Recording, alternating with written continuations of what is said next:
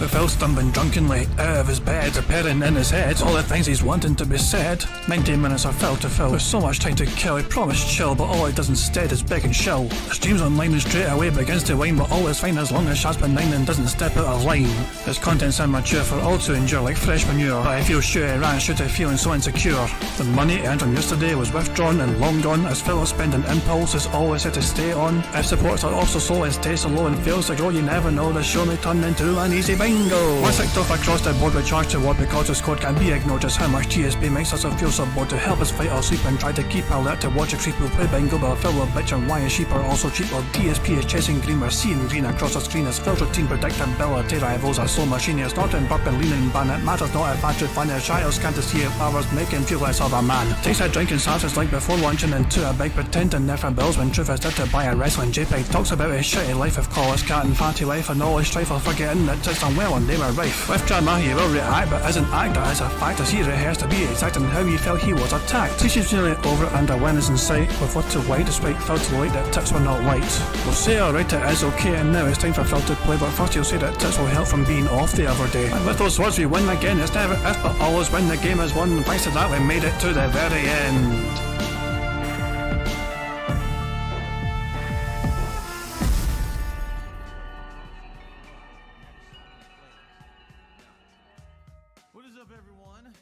Hey guys, King Jad here, and welcome to DSP Bingo for what is today, Monday the 18th of September 2023, the start of a brand new week for most of us, but for Phil Bonnell, he's halfway through his working week because he'll be off on Thursday.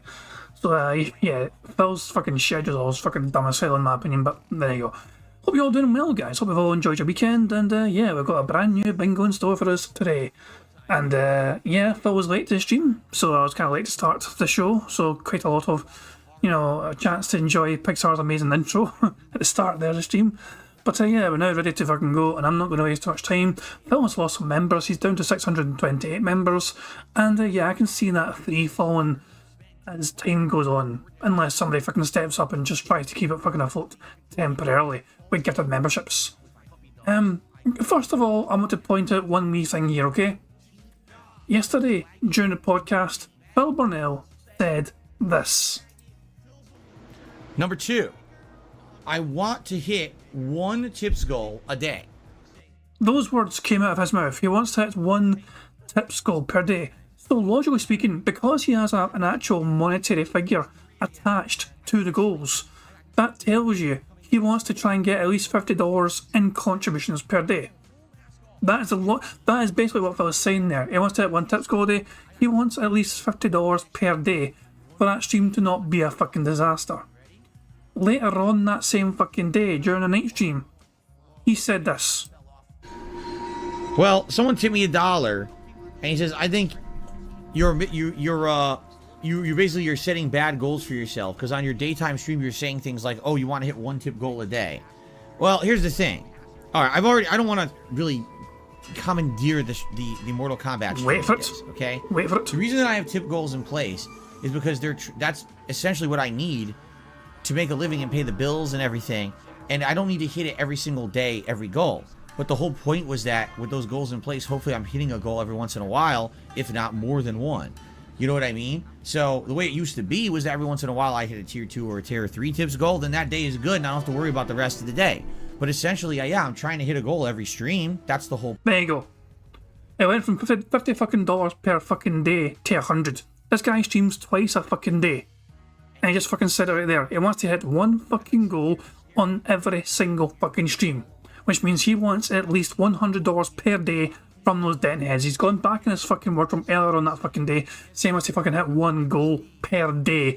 All of a sudden it's now 1 goal per stream. He cannot keep his fucking lies straight. He is always tripping up over himself in his own fucking narrative. So yeah, I heard that from some of the fucking highlight clips. I mean, that's what I'm saying. We all know this anyway. But Phil just fucking trips up over his own fucking narrative a whole goddamn time for him. Most fucking streamers would be fucking delighted to get like $50 per day. But then again, most streamers, I'll say, people like myself, for example, I'm happy to fucking get anything because I have a real fucking job anyway. And, anything extra is just fucking, nice to get. But although he needs this, and him to get $50 per day, minimum, he should be fucking thankful for.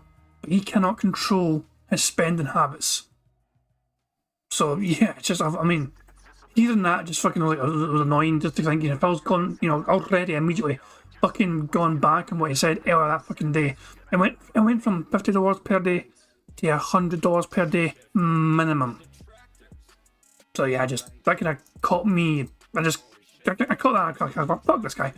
One more thing I want to talk to you guys about is a fucking channel which you might have heard of, I'm not sure. But lately they've been fucking, making some good stuff. Dashi, to be fair, Dashi pointed out earlier on as well. He shared a video that Brand Dude, the guy's name is called Brand Dude Squared. Link to his channels in the chat right now.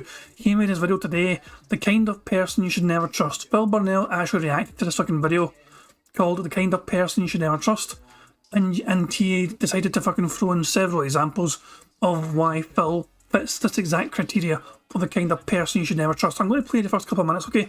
I'll play the first minute or two, but I want to play the whole thing because I want you guys to be able to go to fucking Brand Dude's channel yourself, check it out for yourself and see the whole thing. But I mean, it feels a bit unfair to show the whole thing here. It's like a 13-minute long video. It's been well put together. I'll show you how it starts. 10 kinds of people to never trust. All right, let's see what this is. A person's trust. Let's skip right ahead. Here we go. Ways to get into trouble and accumulate disappointments. In this video, we'll see 10 types of people we should keep well away from. All right. Number 1. People who only talk about themselves. Huh. People who are They never ask you about you and how you're doing, and they don't want to hear about you or what's going on with you. They only want to talk about their own situations. Interesting. If you're wondering why I might be banning some people, it's because tonight people already are trying to derail the stream with stuff that has nothing to do with me and literally has absolutely nothing to do with the content on this stream. They're coming in here and they're doing it on purpose. They're trying to stir conversation. They're trying to get people to talk about shit. Has nothing to do with anything. You're going to see people get banned, and I'm just going to keep doing it, okay? I'm going through a hard time in my life right now. The moral support you guys are doing is fantastic. I always said that love outweighs the hate. It's damn true, brother. When I started on YouTube, that was a bad time in my life, too. Like, my life at that point, my job, I felt like I was being completely underappreciated. I was overworked. My personal life was not good. I felt sick all the time. I was drinking way too much. I was basically depressed. They're most likely not even interested in you. A conversation should involve both parties and not be one way. That's right. Knowing how to listen is an integral part of a conversation. Therefore, if you're dealing with an egocentric and narcissistic person who thinks only about himself, my advice is to stay away from them and dedicate this time to those who are genuinely interested in you. Number 2. Okay. Passive-aggressive people. Passive aggression is really annoying.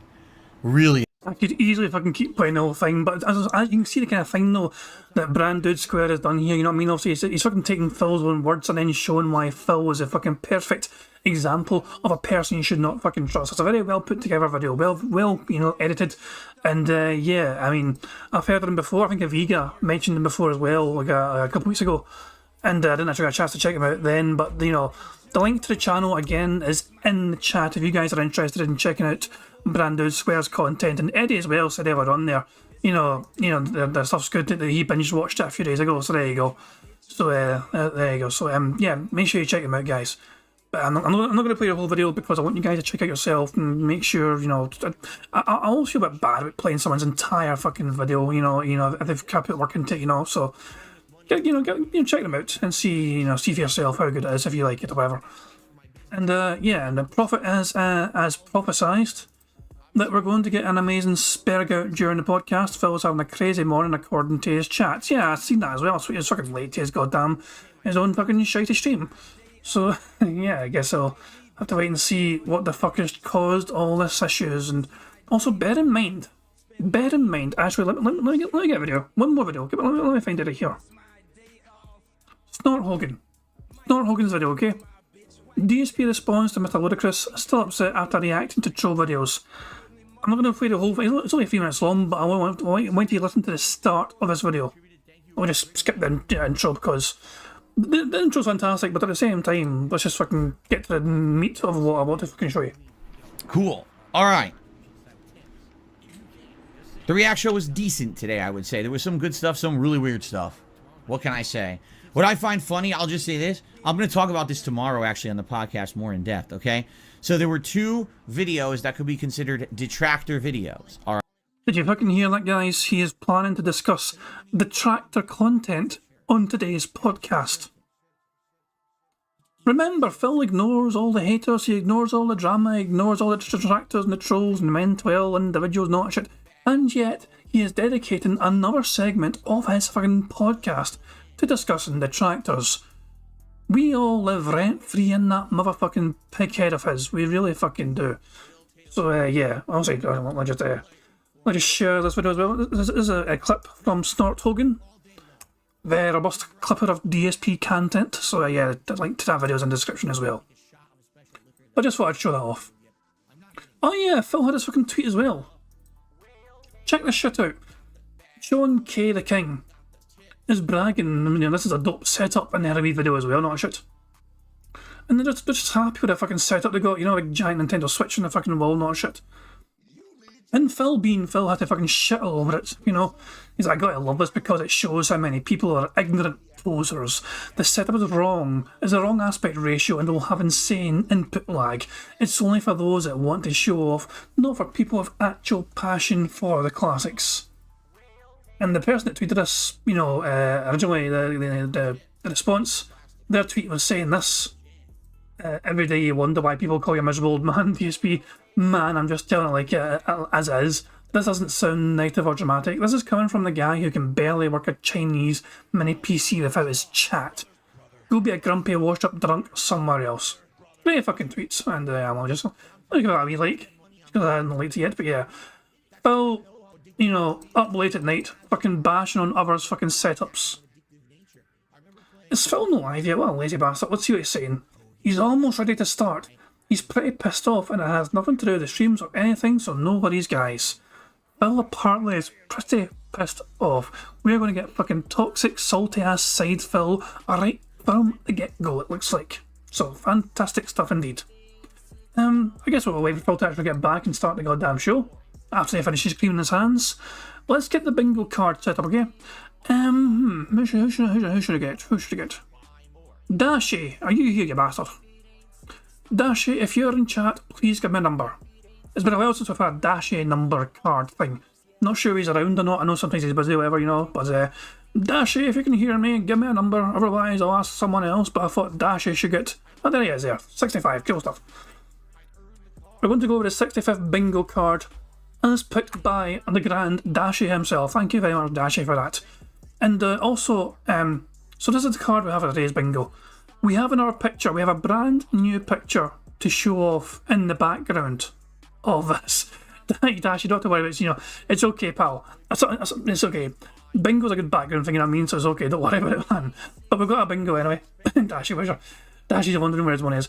There's you'll get your money soon. Dashy's not received his bingo winnings yet because I'm waiting for payday, essentially. But yeah, you'll receive it this week, pal. And so will Agreeable Compliments, who won as well. I know what they want, and I'm going to try and get it sorted for them as well. So yeah, the bingo winners that are waiting for a winnings, they're going to get it very soon. Dashy's fucking, really demanding. You better get it soon or he wants double. There we go. We have another background image for the bingo card today.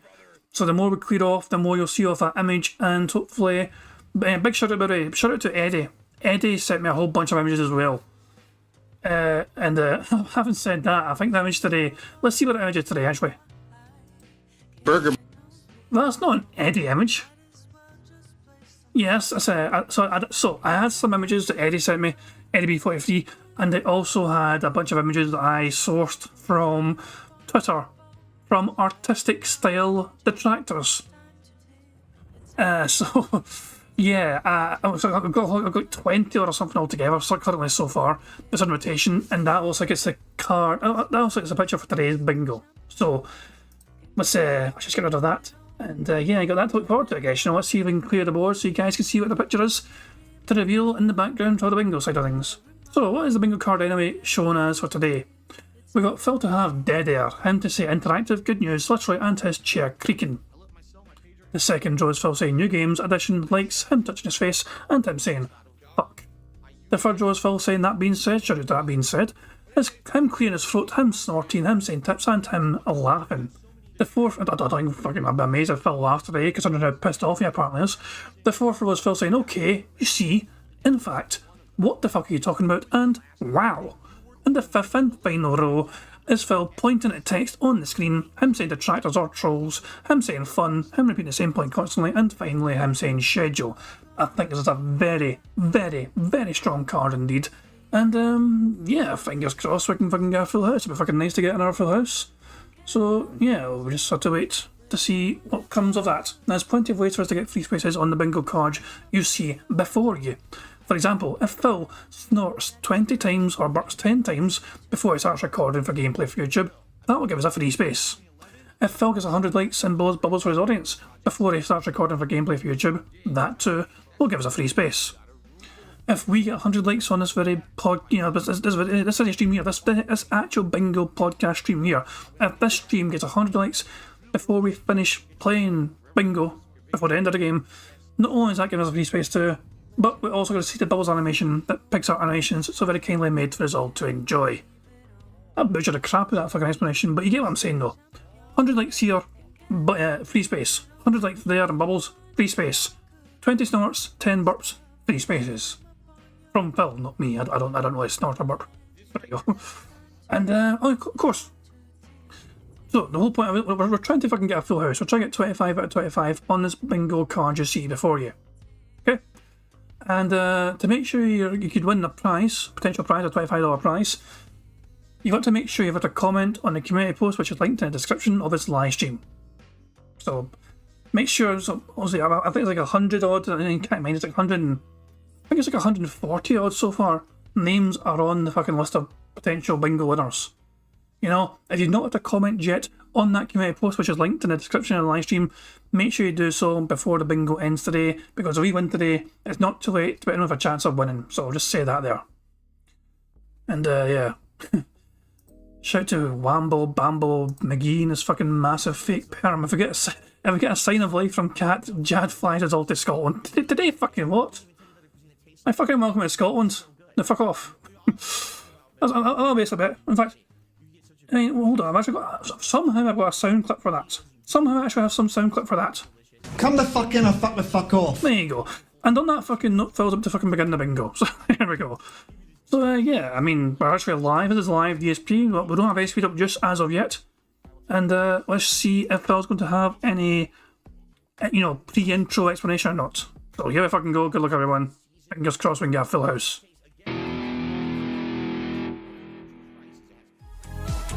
Motherfucker doesn't have anything, for fuck's sake. So I've got another fucking minute to fucking wait.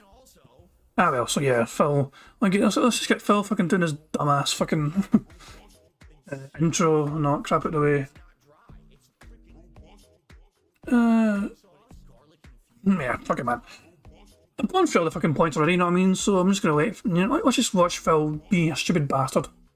Dance like some stupid little piggy. This intro is garbage. It really is. It's such a bad fucking intro. Mind you, guess what he fucking pays for, I guess, which is fucking nothing. Remember, Phil's apparently in a very bad mood. He's pissed off, but it's got nothing to do with the stream. It's got nothing to do with you guys and those guys and them guys, whatever. Real life problems are annoying Phil Burnell quite a lot, and we might find out why soon enough. Fingers crossed. Here we fucking go. Get the fuck out of the way, Phil. Get on with the fucking show. You're late. Good morning, everyone, and welcome to the show. Today is Monday, the 18th of September, 2023, and wow. What a start to the day. Burger. It is one of those days, if you know what I mean. I know many of you out there probably know exactly what I mean. I'm late today, starting the show by about 15 minutes. This has been an incredibly hectic morning for me, running around and doing things that are out of my control. And I'll tell you a little bit about that. So it's a crazy day. I'm honestly hoping that a nice relaxing Starfield stream is on the way. Burger. I mean, for the past, 2-3 hours that I've been awake, it's just been nothing but chaos and annoyance, to say the least. Also, today we need to talk about what's going on with all the current releases I'm playing, particularly Mortal Kombat 1.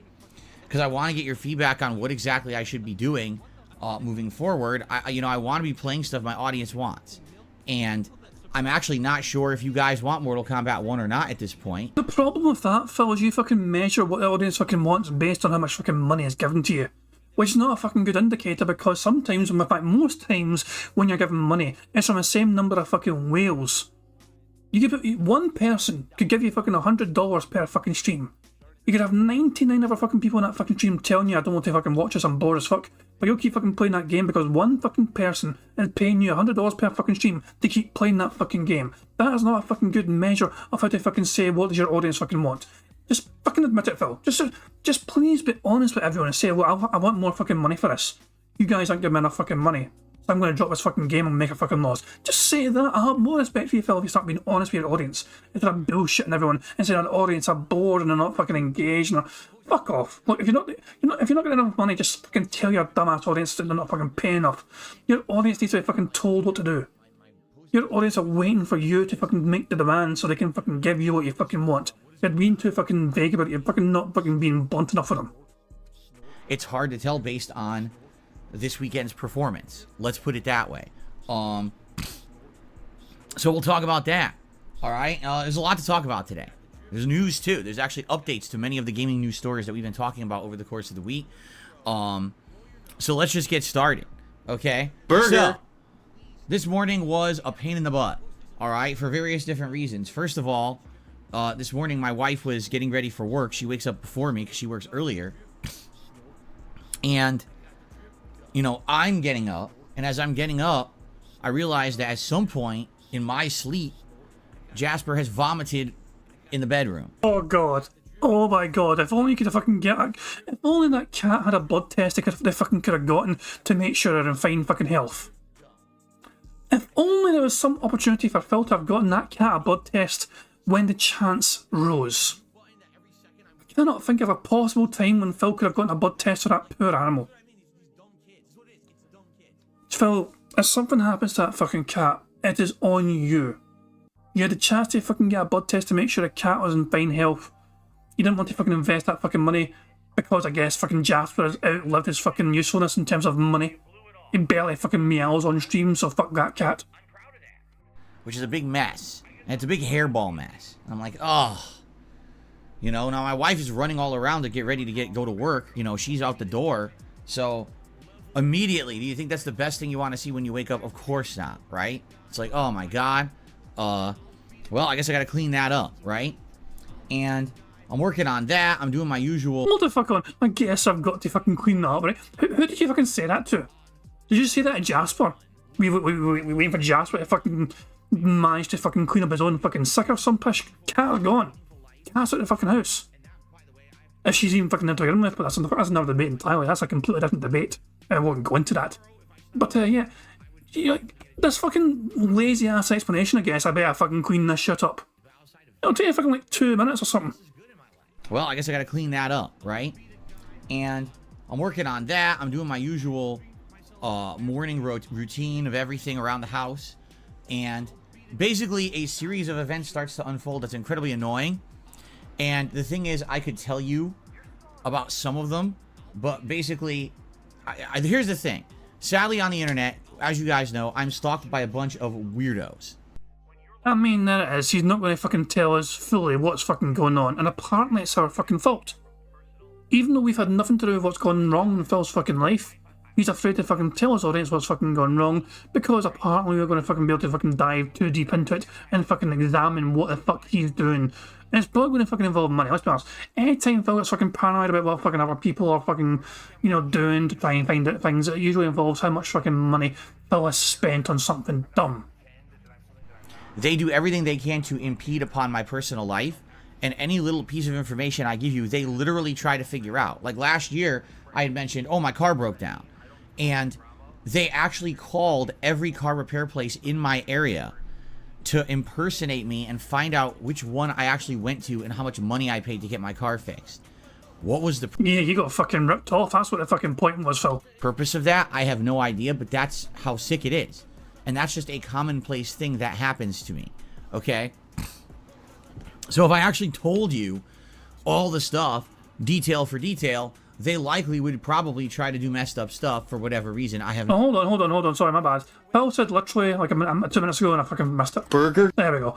Yeah, so Phil said literally I missed it. So guys, remember, if I miss anything in the card, please make sure you can, make me tag me in chat, let me know. I've seen Sapchin there. Sapchin said literally as well. So yeah, I caught that as well. That's my bad. But yeah, guys, please, if I miss anything in the card, please let me know just to make sure I don't miss anything. I don't want to fucking deny people at bingo because I was fucking too slow in the uptake and miss something in the card. No idea. It just doesn't make any sense what they do, but they just do it. So, in a nutshell, all right, basically, I've been involved with this particular process of something going on for almost 2 to 3 months now that should have been a very routine thing. It should have been something that was very easy to do, but this particular company I'm dealing with has made it a nightmare. They have wasted my time, at this point, probably dozens of hours of time. They have made me change my schedule around multiple times. This is a very interesting revelation. Do we have any ideas what you think he's talking about? Burger. Also, I said schedule, so I ticked off fucking schedule. But, yeah, so Prophet's early theory is it's Comcast related. It might be. It could be, yeah. The early theory from Prophet is Comcast.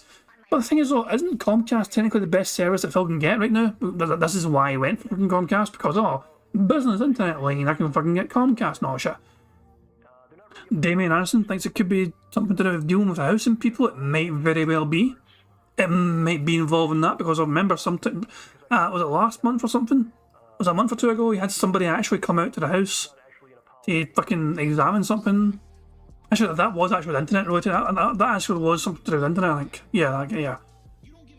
Ultimately Insane says it's finance related. Of course, it's definitely finance related. Without a shadow of doubt in my mind, it's going to fucking involve money in some fucking way. Let's see what else we can fucking learn from Phil and his very vague description of what's going on. Let me rewind it first. Just like, 20 seconds or so. Thing. It should have been something that was very easy to do, but this particular company I'm dealing with has made it a nightmare. They have wasted my time, at this point, probably dozens of hours of time. They have made me change my schedule around multiple times in my life. There's been days where I told you guys, well, guys, I have to have this day off this week because I have an appointment, and it's their fault, okay? It has not been easy. It has been very frustrating, but sadly, I'm between a rock and a hard place. I just have to deal with it. It's part of being an adult, but it's incredibly frustrating when it affects your business and it affects your personal life. Well, this morning I wake up to be told an appointment has been made on your behalf. What? Why has an appointment been made on my behalf? For what? What are you talking about? So I don't know what this is. So now, not only do I have a pile of cat vomit to clean up, but I also have to do all my normal stuff in the morning like I'm supposed to be doing to get ready for stream. And now there's some appointment going on. I'm like, what the hell is that? So now I'm literally on the phone, in online chats, cleaning up a pile of vomit, doing all this at once, while I'm also running around the house trying to do my normal routine. But Phil, you said you wake up 2 hours before stream. Are you telling me it took you fucking 2 hours to make a phone call and clean up cat vomit? As well as stick some sort of breakfast burrito in the fucking microwave? I'm beginning to fucking think that Phil did not wake up 2 hours before stream today. It just so happens we have a new toaster. Okay? The reason we have a new toaster is because the old one was broke. One more thing that cat broke in the fucking house, a fucking toaster. Now there's no fucking household appliance that is fucking safe around that big fat beefy bitch cat Burnell. She is a fucking destroyer of all appliances and shower related fucking items. So we couldn't toast anything anymore, so we ordered a new toaster. But we haven't really used it yet, so we don't know how it works that well. So I'm like, all right. So I'm micromanaging my time. I'm multitasking. I put my bagel in the toaster. I got my coffee going. I'm cleaning up a pile of vomit. I'm on hold while I'm doing all this. And then I run back to my kitchen. My bagel is smoking. I'm like, oh my God, I don't know this toaster yet. And I completely over toasted it. It's Burger. Oh shit, what do I do now? So now I'm trying to put this out. You're like, oh my God. So I'm cleaning up this mess. And then Let me guess. He got a DoorDash because he burnt his bagel. on top of all of that, Jasper has a toy that he has had for about a year now. Actually, it was a toy that was donated by a viewer last year. And by the way, you guys, I know you guys love Jasper Kitty. If you ever wanted to donate something for him, like a toy or a treat, or a blood test, we could talk about that. If you want to email me, darksidefil@hotmail.com. There's been a few fans who've done that over the years, and he loves that kind of stuff. This one particular toy donated by a fan last year has been one of his favorite toys, okay? Well, this particular toy is filled with catnip, which is one of the reasons why he's attracted to it. Well, this morning, he decides he's going to burst his toy with his back claws, and the catnip goes all over the house.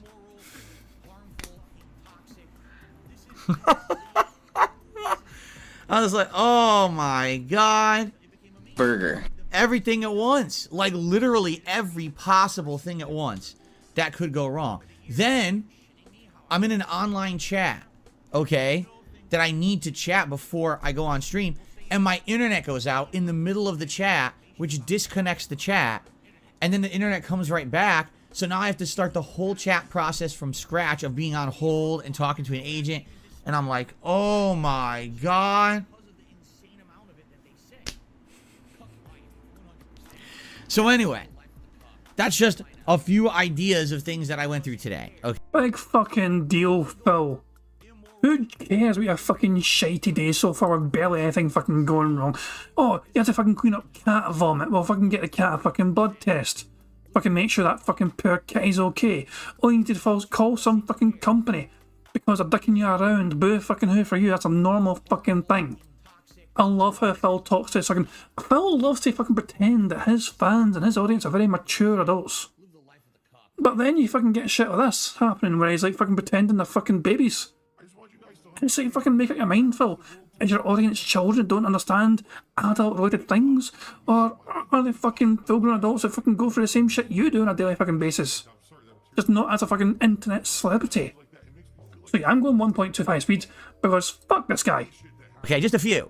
I didn't even tell you everything, okay? So it's definitely been one of those mornings. Now, in addition to that, yesterday, I took out my air conditioner, okay? My wife and I have been waiting and dying to get these air conditioners out of the windows because, number one, we want to get fresh air in this house. And it's very hard. It's been a very stuffy summer with some unprecedented streak of hot days.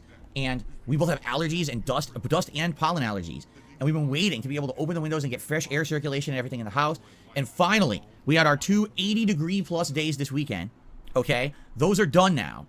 And now it looks like we're going to have actual autumn weather moving forward, meaning it'll be at the highest in the 70 degrees Fahrenheit, but it looks like a lot of days will be in the 60s, and nights are actually going to get cool. We had already bought our air filters for our furnace, so we have clean air for the fall when we turn on the furnace at night when it gets cold. So we're good to go, but we just need to wait for the temperatures to dip enough to get the air conditioners out of the windows. So yesterday I did that. I took them out, and I have all these screens in the house with big holes in them that I have to tape up with weatherproof tape. That's another story for another day. But anyway, so that's going on. And I'm opening up all the windows this morning to try to get fresh air in the house and everything at the same time. And that feels a little weird. Like today, I guarantee you it's going to feel a little weird in here. It's going to be a little hot because I'm not used to it. It's not necessarily cool yet. All right. And I'm a little nervous that it's going to be warm in here this afternoon. I don't know how warm it will be because in the afternoon, if it's sunny outside, the sun beats on the front of my house, which warms up this office like a clay oven. And there's nothing that can be done about it in the afternoons. That's why I have an air conditioner in here. But in the fall, usually it doesn't really get that sunny, or if it does, it's very cold outside and negates it. But right now, it's not. We're kind of in that unique middle time where it's still kind of warm, but not really, but then it gets cold at night. So I'm a little nervous about today also being overly warm and me kind of being hot here in the office instead of being, relaxed. It's like, oh my God, everything going on at once, right? So anyway, that's just a little bit of what's going on in my life. That's why I was late today to stream. My apologies to those who like being here on time for stream. And I'm sorry I was like 15 minutes late. I'm hoping I don't have any more annoying interruptions today, quite frankly. I guess we'll see, all right? But now let's get back on topic to what we want to talk about this morning, because this morning I have a very important topic to talk with you guys about. What games you guys want to see me continue to play, what games you want to see in higher levels of coverage, what games are not working, and essentially in the next couple of weeks, what I should focus on. Because right now we're in a unique time where there's 4 games going on, 3 of which are pretty much brand new releases, and one of which I've been playing for several months, but is definitely a fan favorite, and I'm kind of torn and I don't know what to do. So allow me to explain what I mean by that. This weekend, Mortal Kombat 1 came out. Now, technically it came out on Thursday, but I couldn't play it on Thursday, yes, because of bullshit with the ongoing appointments and a company that's been basically a thorn in my ass for the last 2.5 months. That's why I couldn't actually be here on Thursday. I wanted to be, and I couldn't be, okay? So I apologize for those who wanted to see Mortal Kombat 1 on release day. I couldn't be here for it, all right? So I started playing it on Friday, and for 2 days, I played through the story, and we beat the story, right? Which was great. We unlocked the character Havoc, who you can't play unless you beat the story. Then I did an hour of Invasion, and then last night on the late stream, I did 2 hours of this Invasion mode, which is a single-player mode, where you essentially are going through these maps. You're doing challenge fights against AI-controlled opponents. You can switch between characters and learn them on a basic level, which is good. It's a good way to get first exposure to the characters in the game. You unlock things in the game like new color swapping, what do they call them, color palettes? New color palettes for your characters, new outfits. That's actually a fucking great point. I must have Autobane saying is reminding everyone that Phil Ashwood did stream on Thursday. He had an impromptu night stream of playing Street Fighter, remember? Phil's day off was interrupted because Kat's like, you know what, Phil, even though I've not even spent any time together today so far because you went grocery shopping while I kept my fat ass home, how about you fucking just go away and fucking let me play Starfield in fucking peace? And Phil's like, what do I do? Well, I don't know what to fucking do. And he's fucking just fucking looking to his left and looking to his right. I was like, well, maybe I can fucking play Street Fighter. So Phil had a very random out of the fucking blue Street Fighter stream on Thursday night. Outfits for your characters, accessory swaps for your characters. This is how essentially you unlock a lot of the content of the game, okay? You have to play invasion mode. Now, you also unlock the cameo fighters, which are essential for the multiplayer of the game. You should have all the cameos unlocked before you play the multiplayer. So that's been my focus so far. Now, last night, people were like dying to see me play some multiplayer, and I said, all right, since everyone's dying for it, I'll go ahead and I'll play like a half an hour of multiplayer, which we did. And I'll be honest, I wasn't completely turned off, but I also wasn't impressed. Of the 3 matches I played, the best connection I had was like 68 milliseconds. Burger. Then one was 70-something and one was 80-something. Yeah, there's lag. Those connections are significantly worse than what I usually get when I play Street Fighter 6. I don't know if it'll be like that forever or if it was just this one case. I only played 3 matches. But yeah, that's what it was. It's like, well, okay, it is what it is. Was it laggy as shit? No, it wasn't. It was not. I'm going to be fair. It wasn't laggy as shit. But at the same time, you could tell that Street Fighter has better online netcode. What else can you say?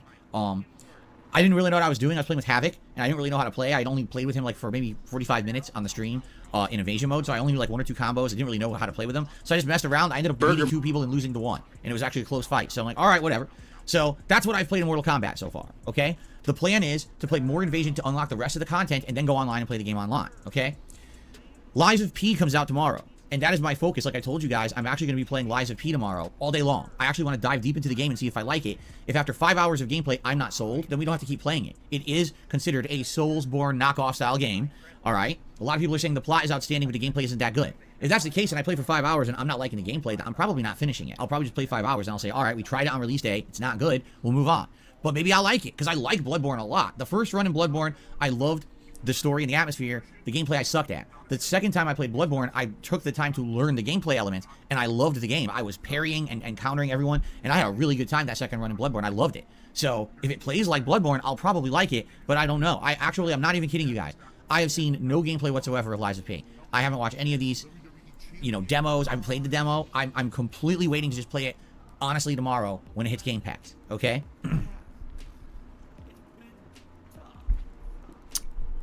So in that regard, I'm trying that tomorrow no matter what, and then we'll determine from there what we're doing. Starfield. Starfield has become a very divided game among my audience. Half of my audience that likes Bethesda games is liking Starfield. Like, wow, it's similar to Oblivion. It's similar to Skyrim. It's similar to the Fallout games. You're exploring, open world, lots of cool narrative. Now there's a lot of gunplay, because we actually ran into a lot of gunplay last time around, and people are enjoying that. They're really having a good time watching me explore the universe, go through the lore of these factions and all of that. But at the same time, there's an equal amount of my viewers who are essentially expecting more from the game. If this is the big new Bethesda IP, well, what's new? Well, space combat. And the space combat isn't very good. It's very basic, and in my opinion, not very well designed. It's kind of annoying. What else is new? Well, space exploration. Yeah, but the space exploration isn't good. The planets are empty. There's no reason to ever explore the surface of the planets. There's nothing on them that you're ever going to get. The game crashes when you're trying to do it because the graphic engine is not optimized, right? Really, the game excels at being a Bethesda open-world RPG like Elder Scrolls or Fallout, and it fails at all the other stuff. People were looking for this to be a new game with new elements that were great, and it doesn't have that. It has the tried-and-true Bethesda elements are good. Everything else is kind of meh. And that's the problem with the game, I feel, is that if you're a huge hardcore fan of Bethesda, you think it's the best game ever, and everyone else is kind of like, meh, right? Personally, I like it, and I always told you guys I was going to focus on it for a week or two, and then it was going to end up being a game that would kind of be on the back burner and be like a night stream. So that's kind of how it's going to continue on. The problem is, this is a very long game. I'm about like 20 some hours in. I should actually check on that because I'm not actually sure how long. I'm 25 hours in, okay, into a game that potentially is going to be anywhere from 60 to 80 hours long, right? So I'm going to keep playing it. I'm not going to give up on it because I like it, but at the same time, every time I play Starfield, I'm going to have a divided audience. We might have some people who show up to relax and chill, and others who are just going to say, I don't really like it. And I get that. I understand that, okay? And then the X factor in all this is Street Fighter 6, a game that is an amazing fighting game, Yes, it has problems, but at the same time, it's the best competitive Street Fighter in ages. I've actually gotten good at it. When I play it, I'm playing it at a high level. I'm trying to get multiple characters to master level, so it's entertaining to see me play ranked matches online because they're actually good. And I have an audience of people who love it. At the same time, again, I have an audience of people who are like, we don't want to see you play Street Fighter 6 anymore. Well, guess what? I'm going to keep playing Street Fighter 6. That's not going to change. I like the game. It's pretty much the best competitive fighting game I played in years. I want to have fighters in the rotation. It's going to stay. The question is, to what capacity, right? Already, I told you guys I was going to kind of skip Street Fighter 6 this week, and people were revolting. Like, no, you can't. We love Street Fighter 6. You got to keep it in the rotation. You're going to get too rusty. You're not going to be able to keep playing at the level you're playing. And people are right. So I said, all right, then we'll do Street Fighter 6 Wednesday night as we continue to get Lily to master level. We're at 4-star Diamond. The matches are getting really tough now with her. Let's keep that going. So we are doing Street Fighter 6 this week, okay? So essentially now, here's what we've got. We've got 4 games, all going to be going simultaneously. Lies of P is the one we haven't played yet. So I can't really judge it yet until we actually play it tomorrow. That's kind of a wait and see. Let's see what happens when we play it over the course of tomorrow's streams, correct? But outside of that, what we've got to do is we've got to figure out what to do with the other existing games, all right? The big X factor question mark here is Mortal Kombat 1. I'm going to be honest, I never thought Mortal Kombat 1 was going to be that good of a game. When I heard that they were changing the gameplay mechanics and I played the beta and I saw how laggy the beta was and I saw that the gameplay was more based on basic mix-ups and using these cameos for combos and things rather than any kind of sound, footsies, or gameplay like Street Fighter has, I was like, I'm not seeing it. What I'm seeing is this game is catering more to people who played Mortal Kombat in the 2000s when the games weren't that competitively serious. It'll look flashy, it'll be fancy, it'll have gore, but I don't think it's going to have much substance. It's going to be more about do one flashy combo, that's the game, rather than, oh, 2 people actually playing well, trying to counter each other, mix each other up, do fun stuff. I don't think it's going to be that. I think it's going to be just flashy combo, flashy combo, flashy combo. It seems like that's what they were going for. So, I already kind of knew that going into it, all right? But I also knew it's a fighting game. And here's the thing about fighting games. You can't just jump online and play them. I've explained this to you guys every single fighting game I've ever played on YouTube. But people still to this day seem to be just ignorant level. I don't get it, how you can be ignorant when I've explained it to you so many times. There's no point of a new fighting game going... Jesus fucking Christ, toxicity toward his own fucking audience, his own fucking fans. Hear that one more fucking time. Just let that sink in. How Phil's fed up of explaining to his audience time and time and time again why you fucking can't just fucking dive straight into a fighting game. You guys, every single fighting game I've ever played on YouTube. But people still to this day seem to be just ignorant level. I don't get it, how you can be ignorant when I've explained it to you so many times. There's no point of a new fighting game going right online. What you need to do is learn your character before you try to implement them in multiplayer at all. So how would you do that? Well, you got to play them in some kind of an offline mode to practice some basics. What are their special moves? Do you know a few quick combos you can do, right? At least the basics need to be known. Jasper, you're not going to be biting my wire. Here we go. Jasper time. Go on, Jasper. Derail the crap of it. Stop that right now. Jasper, stop that right now. Do not bite the wire. I mean it. I know you're trying to get it. Hey! I know you're trying to get attention. You're not going to bite my wires today. Absolutely not. Yeesh. Okay. So, the point I'm making here is, you need to have a level of training in any fighting game before you jump online. It's just a necessary evil. And I understand that seeing someone train with a new character and learn their basics and maybe go into combo trials and learn those before they go online may not be the most fun thing. That's the nature of the beast when it comes to a fighting game. But Phil, if you understand that the audience won't fucking want to see that, how about you fucking use your own spare time to play offline? But you go offline. You fucking, you've admitted before you fucking play Street Fighter on your fucking, even your day off, you fucking play Street Fighter for fuck's sake. So why don't you fucking just spend some time offline in between streams playing and learning the game? Don't do it on stream where you know people are going to fucking bored to death of it. Do that shit away from your streams so your audience aren't going to get fucking bored at their fucking minds.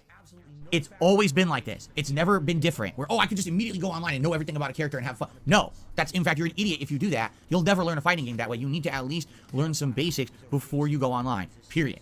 In the case of Mortal Kombat... You just fucking say, in fact... Where, oh, I could just immediately go online and know everything about a character and have fun. No, that's, in fact, you're an idiot if you do that. You'll... I love how it's like, that's, in fact, you're an idiot if you do that. He kind of butchered it a bit, but it counts. Never learn a fighting game that way. You need to at least learn some basics before you go online, period. In the case of Mortal Kombat 1, it's doubly so because there's characters and content that's locked until you play single-player content to unlock it. If I didn't play the story, I never would have been able to use Havoc last night. He would have been locked. I wouldn't have any of these cameo fighters unlocked. There's 5 of them that are all locked. And by the way, what I just noticed is that Kung Lao seems to be one of the best cameos. He's got a hat that could combo easily and extend the length of a combo. And he's got his hat spin, and it's an anti-air. It juggles, so it can extend a juggle or cause an anti-air situation. That seems like a really, really good cameo. So you need to have these unlocked if you want to play well online, right? It just makes sense. Why play a game with half the content locked, right? So I had to do it. And I explained this to everyone ahead of time. We're going to do the story first. It's about 6 to 8 hours long. We're going to do Invasion. The other day, I even read to you from Alex Jabali, the tournament organizer of CEO. He did the research, and he found out it's about anywhere from 2.5 to 5 hours in Invasion mode to unlock the content to get everything for online. I read all this to you on the podcast. This is all common knowledge. Everyone should know this, all right? So then why is it I go to play it and people are complaining? Like, seriously. All right, here's the deal. I'm going to lay down the law now, all right? But Phil, you fucking produce like 7 hours of content per fucking day. You upload 7 hours or so of content per day to your shitey fucking channel. Not everyone has that fucking much free time to endure all that shitey fucking content. You're assuming every single supporter of yours, every single subscriber of yours has actually fucking watched every single fucking second of content you have fucking made available on your channel. That is a very narcissistic and egotistical view to fucking take. Because you spam so much fucking content on a daily fucking basis, it's impossible for most people to fucking keep up with all of it regularly. Especially for fucking people outside those fucking time zones. I miss every single film. Night streams, right? I never catch night streams of Phil Burnell. Not that I fucking want to or anything, but you get what I'm fucking saying though. It's like fucking 3 AM my time in Scotland by the time Phil begins his fucking night stream. Who the fuck's going to stay up? And that's just me. Think about all fucking European-based fans. You know, all these real-style adults, you know, that are based in Europe but won't get to fucking watch Phil play at night in Europe because they're fucking fast asleep. Right? If you don't understand the absolute basics of a fighting game, that you need to unlock the content and learn a character before you play online, I don't think fighting games are for you. I think maybe you should just not care about them and skip anyone playing them. Because I just don't understand how you don't understand the basics of a fighting game at this point. 15 years in, every fighting game's been exactly the same, and you still don't get it. You know, it seems like some people are around just to bitch. Wow, so you're really fucking pissed off at his audience because they're not fucking liking Mortal Kombat, essentially. Well, Phil, take out on them, why don't you? Yeah, you're in a pissy mood today. Take out your fucking audience that are fucking bored and turn up to your fucking streams and say, hey, by the way, this is not entertaining. And I get to the point where I have no tolerance for it anymore. If you're coming around just to complain every stream, then I don't want you on my streams. If you're here to sit around, oh my god, why is he playing offline? Because I have to unlock the content to play online. I've explained this for weeks. I told everyone... And by the way, you can actually unlock the content playing online too. It's not restricted to fucking playing that offline mode to unlock that content. You can also unlock it playing online. It's a possibility. Phil even acknowledged this the other day. He actually acknowledged it when someone said to him, you can also unlock it playing online. But apparently, it's faster, according to DSP, to do it offline. It was coming. Sorry that I can't just have the content unlocked. I didn't design the game. I don't work for NetherRealm. I'm not Ed Boon. All right, you got problems with that? Go complain to the source who made the game. Why did you lock content? Why didn't you allow players to immediately go online? Because here's the truth. If I didn't have to do that, I would have day one said, let's take a character, go in the lab for about an hour, learn the basics, do their combo trials, and take them right online. We would have done that, just like I do with every other fighting game, correct? But we couldn't do that with Mortal Kombat 1 because the content is locked. You have to play the offline modes first. Again, you're complaining to the wrong people.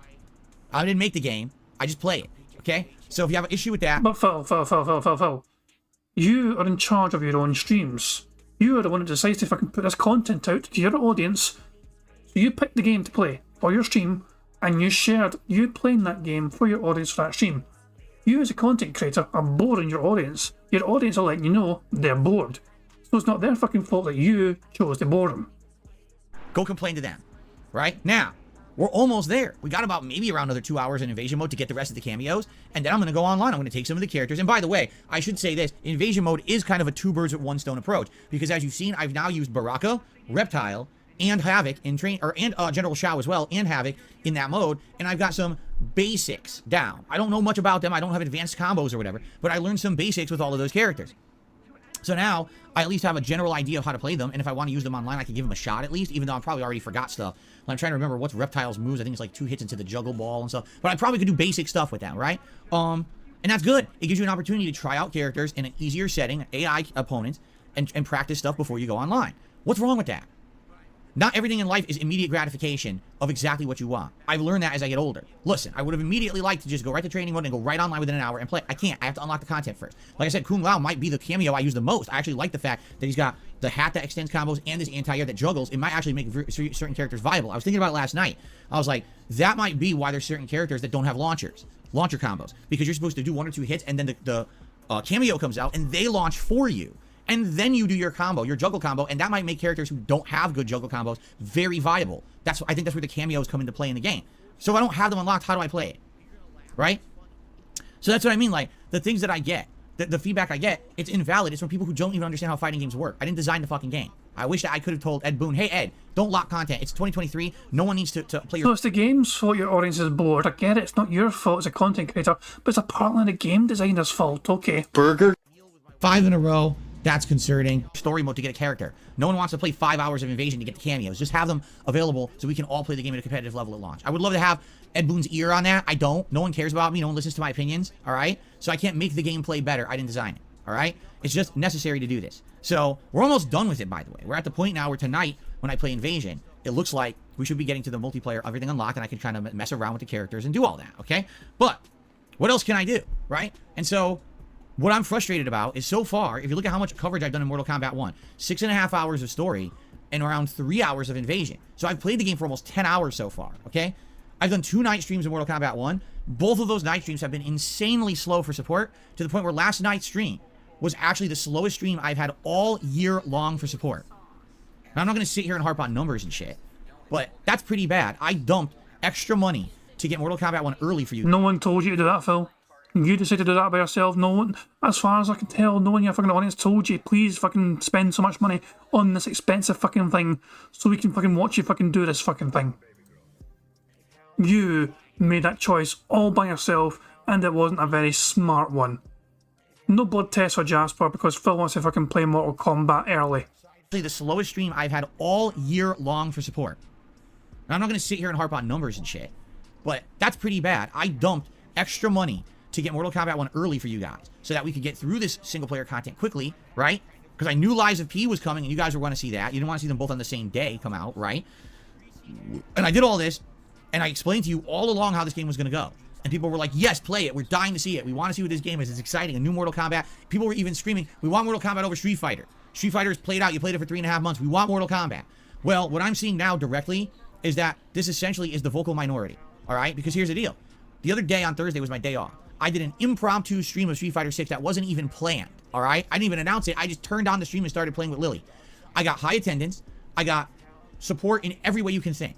People were ecstatic that I was playing Street Fighter 6 again, right? But ever since I started playing Mortal Kombat, nope, not at all. No, you're fucking playing offline, you fucking dork.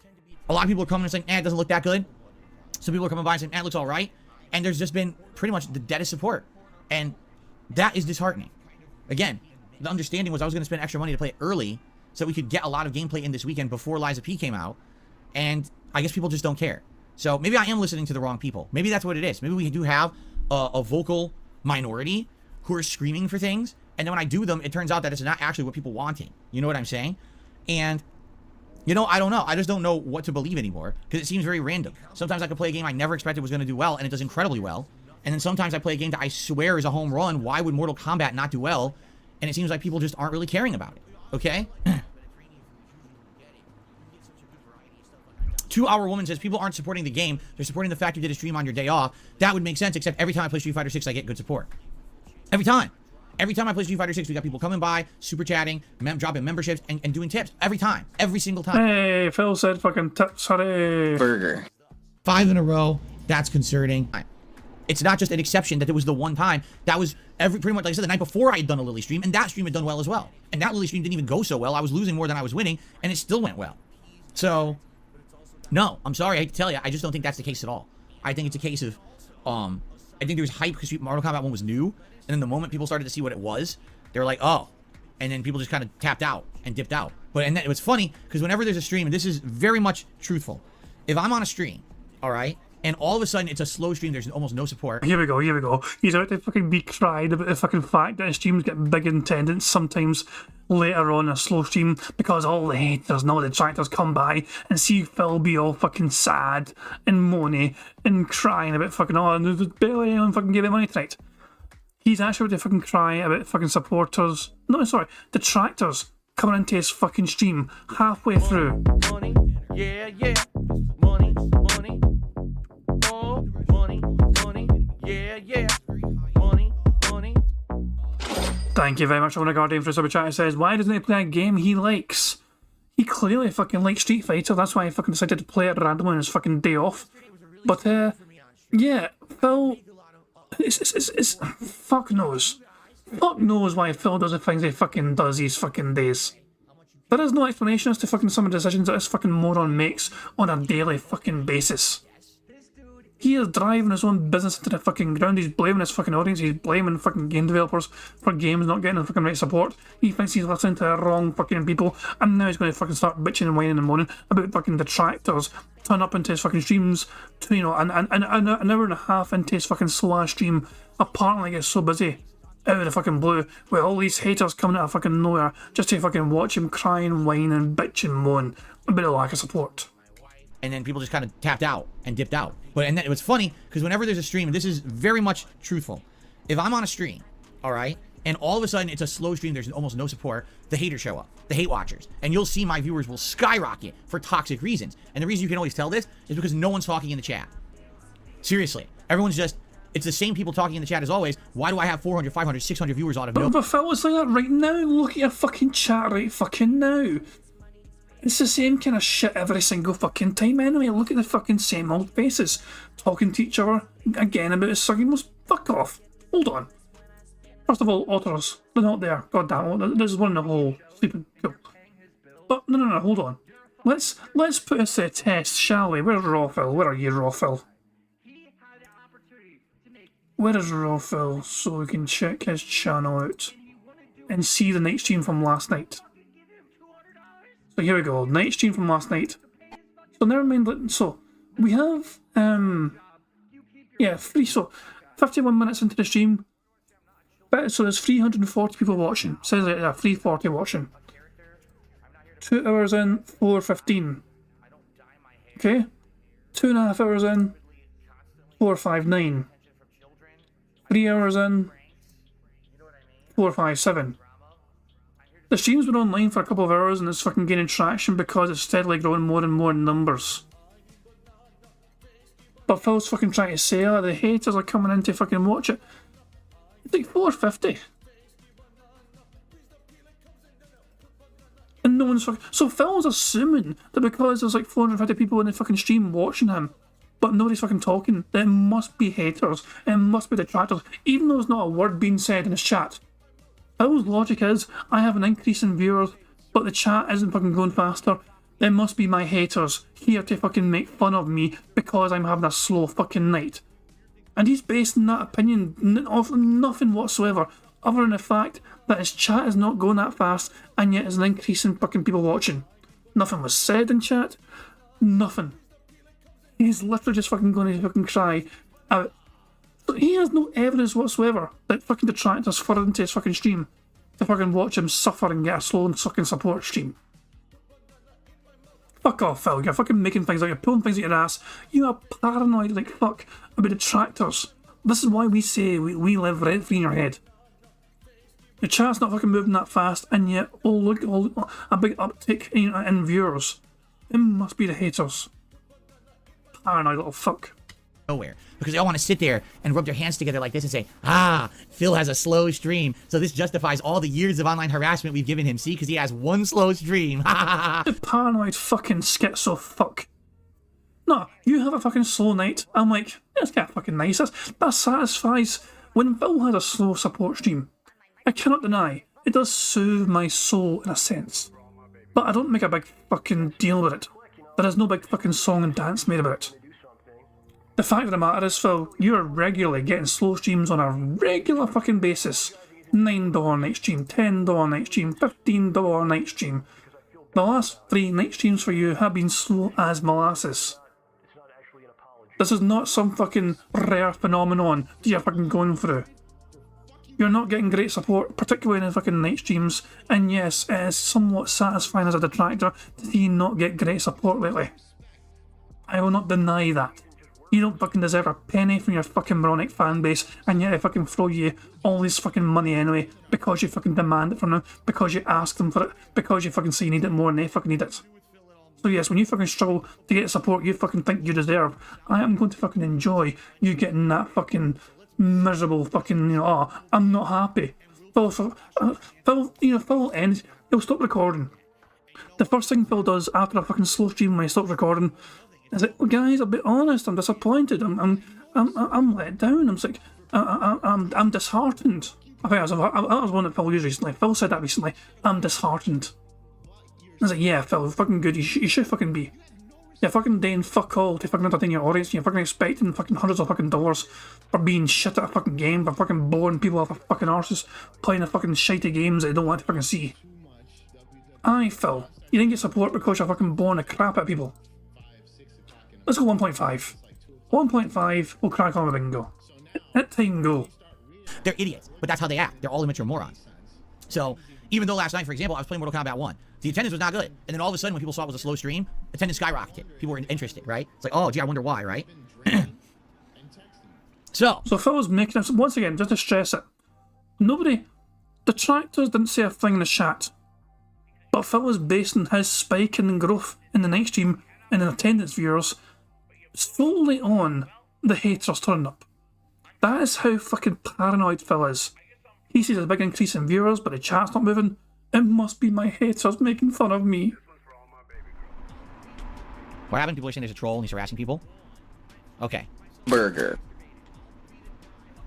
So, what I need from you is feedback on what exactly you're expecting and what you want. Because we don't have any more major new releases until, well, the end of the month, at the 27th, I believe it is, so a little over a week. We've got the big DLC for Street Fighter 6, which is the Aki DLC, a new character. She's completely unique and looks nothing like any character I've seen in Street Fighter before. I have no idea how she's going to translate into being a competitive fighter in this game. I'm going to have to mess around with her a little bit in training mode, in her trials, before we take her online. But I'm going to treat that just like I did with Rashid, where we'll kind of do a whole day of that character and try to, you know, understand them, and then decide if that's a character I want to further pursue, or if I want to go back to maybe just the characters who I've been focusing on and trying to get better with, okay?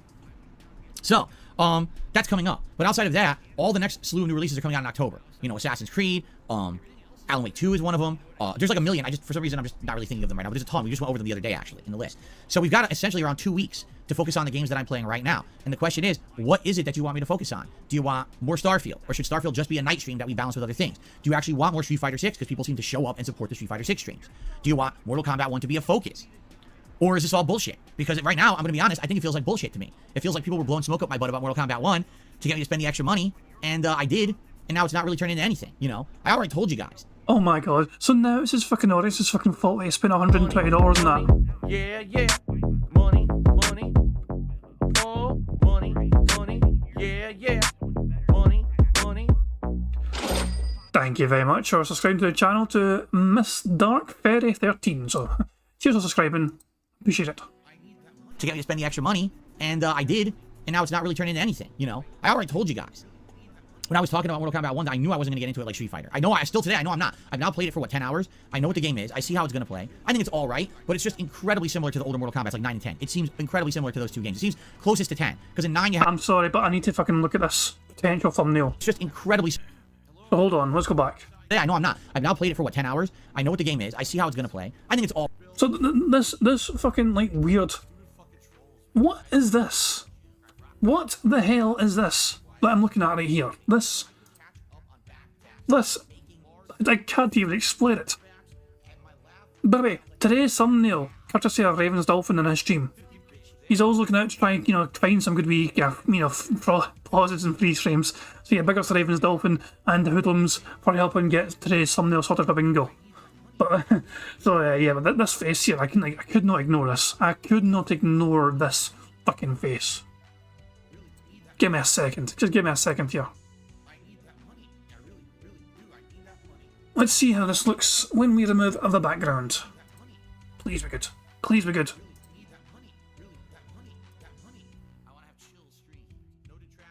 And yeah, that's worked out quite well. There we go. Bill's his fucking hairline. Is that actually his fucking hairline? Let's look. Is that his hairline actually is that fucking weird right now, I think? Hold on.